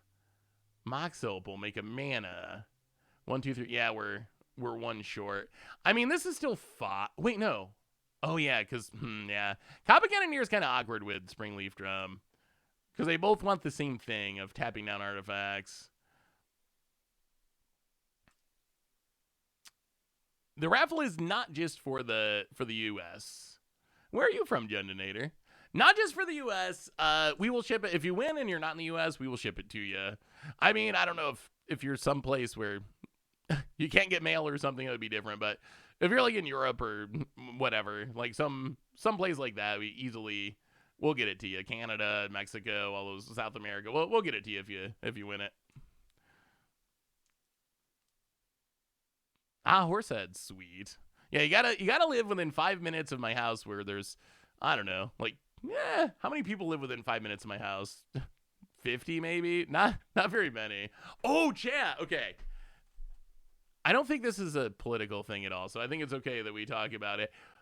What are those drones? I don't know if you've seen any of the, like, all the stuff on the internet of people, like, taking pictures of these drones. What is your theory on the drones? I'm just curious because I'm just befuddled at, like, I almost think it's like, I don't know, a bunch of teenagers in a Discord that are just trolling the world. Aliens? It could be aliens. I mean, I believe in aliens. I think the odds of aliens are, I think mathematically, the odds are in favor of aliens. Urza's Saga ticking up. So opponent's some sort of Phoenix deck, probably. Well, play the Darksteel Citadel. And I think just making a Karnstruck's better than playing the Kappa Cannoneer at the moment.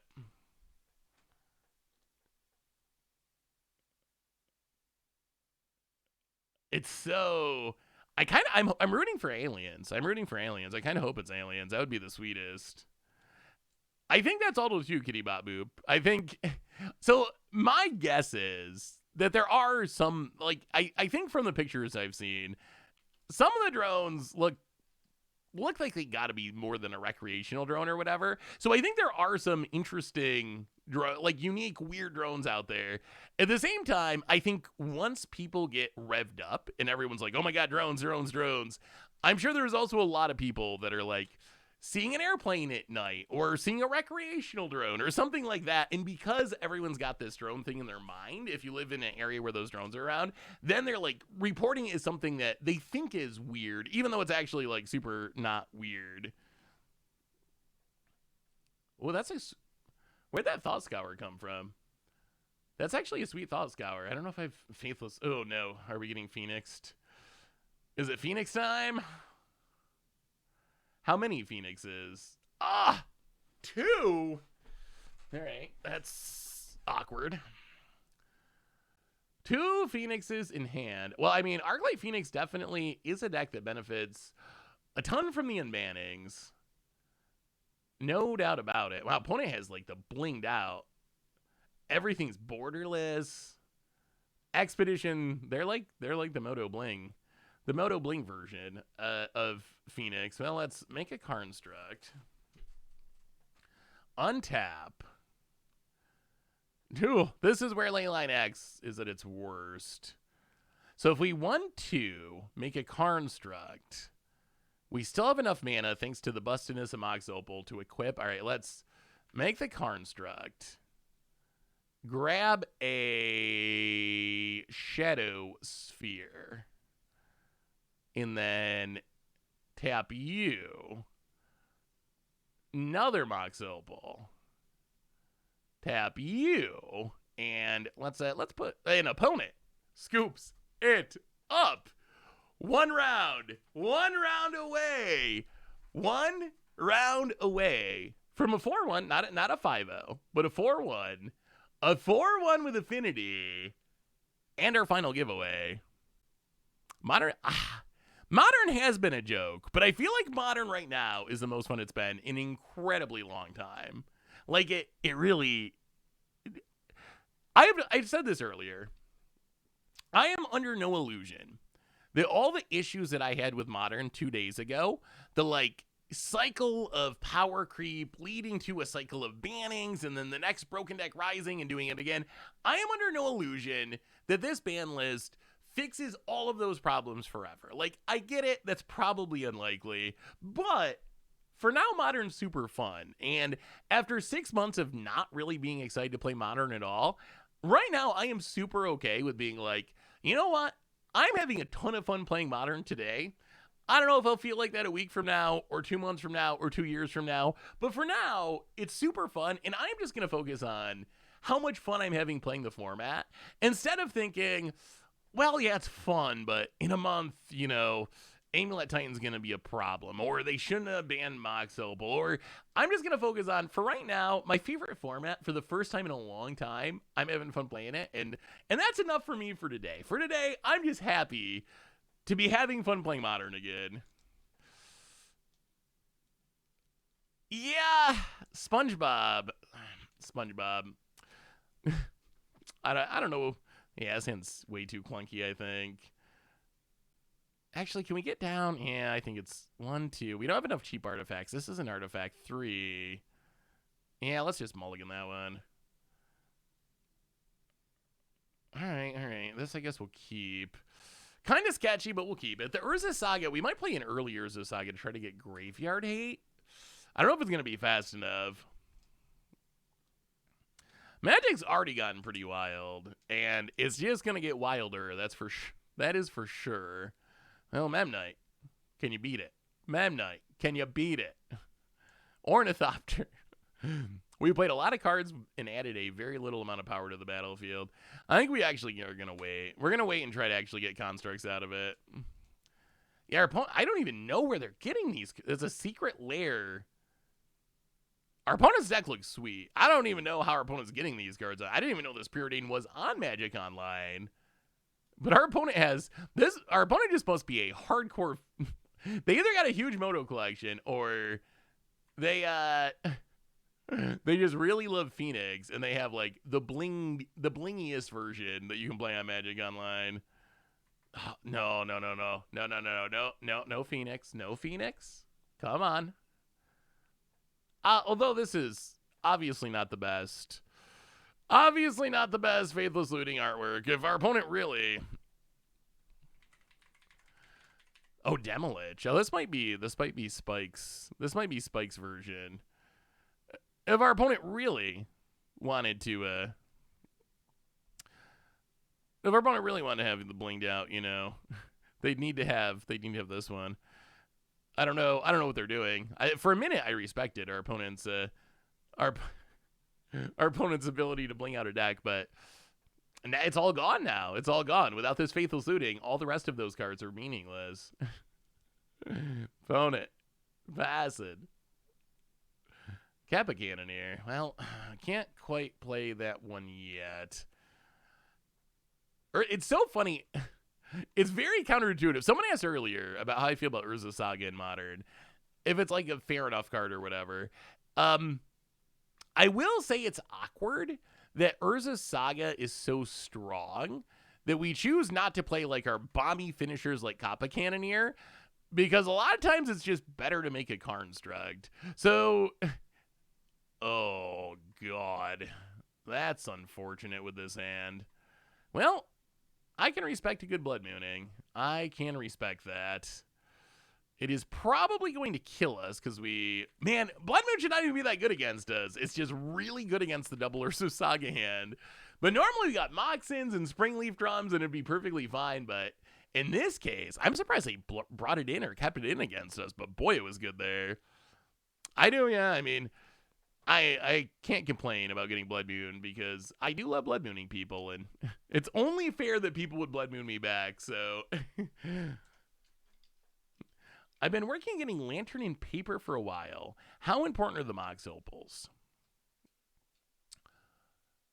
They're very good in the deck, but I think the death blow to the deck wasn't so much getting Mox Opal banned, even though it was very good in the deck, but just like Besejus and like a lot of the really strong ways to interrupt those lock pieces that have been printed recently. So I think it's obviously optimal if you're going to build Lantern today to have, the Mox Opals in there. I would say I would do some playtesting first because I'm not convinced, unless you just really love the deck and you just want to build it regardless. But I would say I would want to test it first because I'm really not sure how good the deck is at this point. It still might just be that the real issue is it has a hard time beating like Beseju and all the hate cards that have been printed. And even with Mox Opal like speeding it up, which is a weird thing to say about a deck that's winning on turn 50 anyway, but like even with Mox Opal improving it still might not be like super good, but it's very high on my list. Like since we didn't get to Lantern today, pretty sure we'll have a Lantern video in the next like week or so, hopefully on the YouTube. Do you think that Through the Breach is still... Wow, opponent is doing it hard mode. Are we just going to win this? I was thinking we were pretty much done, but our opponent is just like clunking around. Oh, that's actually an insane draw here. Cranial Plating.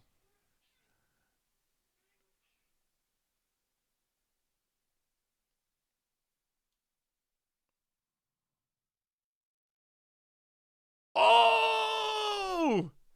Opponent! Force blue card to stay alive. Oh, they were dead. They were straight up dead. Hey, Cease. Ooh, here.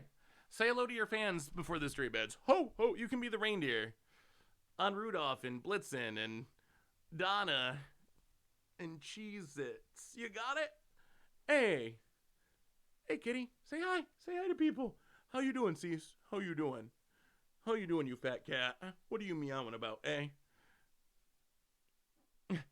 Yes, cat cameo. Well, I mean, I guess, yeah, okay, Cease. Good job, Cease. Let's get in. Let's get in with the cannon here. They can block and potentially get their Phoenix back, but they only have one card in hand. It seems like it should be hard for them to... they're just going to have to chain together cantrips, I guess. Man, that Cranial Plating would have just pretty much finished it. Pound it untaps. Yeah, she likes scratching things. Opponent, Arclight Phoenix, running it back. And passing. Well, okay. Mishra's Bauble. Gonna trigger the Cannoneer. Make it unblockable. Let us get in for 6. Hit ya. Down to 9. Sack the Bauble, take a peek. How scared are we? Very. Oh, no. Consider is actually a draw that could let our opponent do the thing. That's a draw that could let them chain together cantrips. Shadow Sphere. Good but not lethal. Opponent, here they go. Here they go. We might be losing this. Opponent. Mills. A land. They hit another cantrip. I think this Blood Moon is hurting our opponent. Opponent plays a land untapped. Do they have more cantrips? The Blood Moon seems like it's making it hard for them to play their Demoliches. When Arclight Phoenix has to hardcast their oh my god, they're passing. When Arclight Phoenix has to hardcast Phoenixes, you know things are going poorly. Opponent's gonna pass. Well, 1, 2, 3. Thought Monitor, draw a couple cards.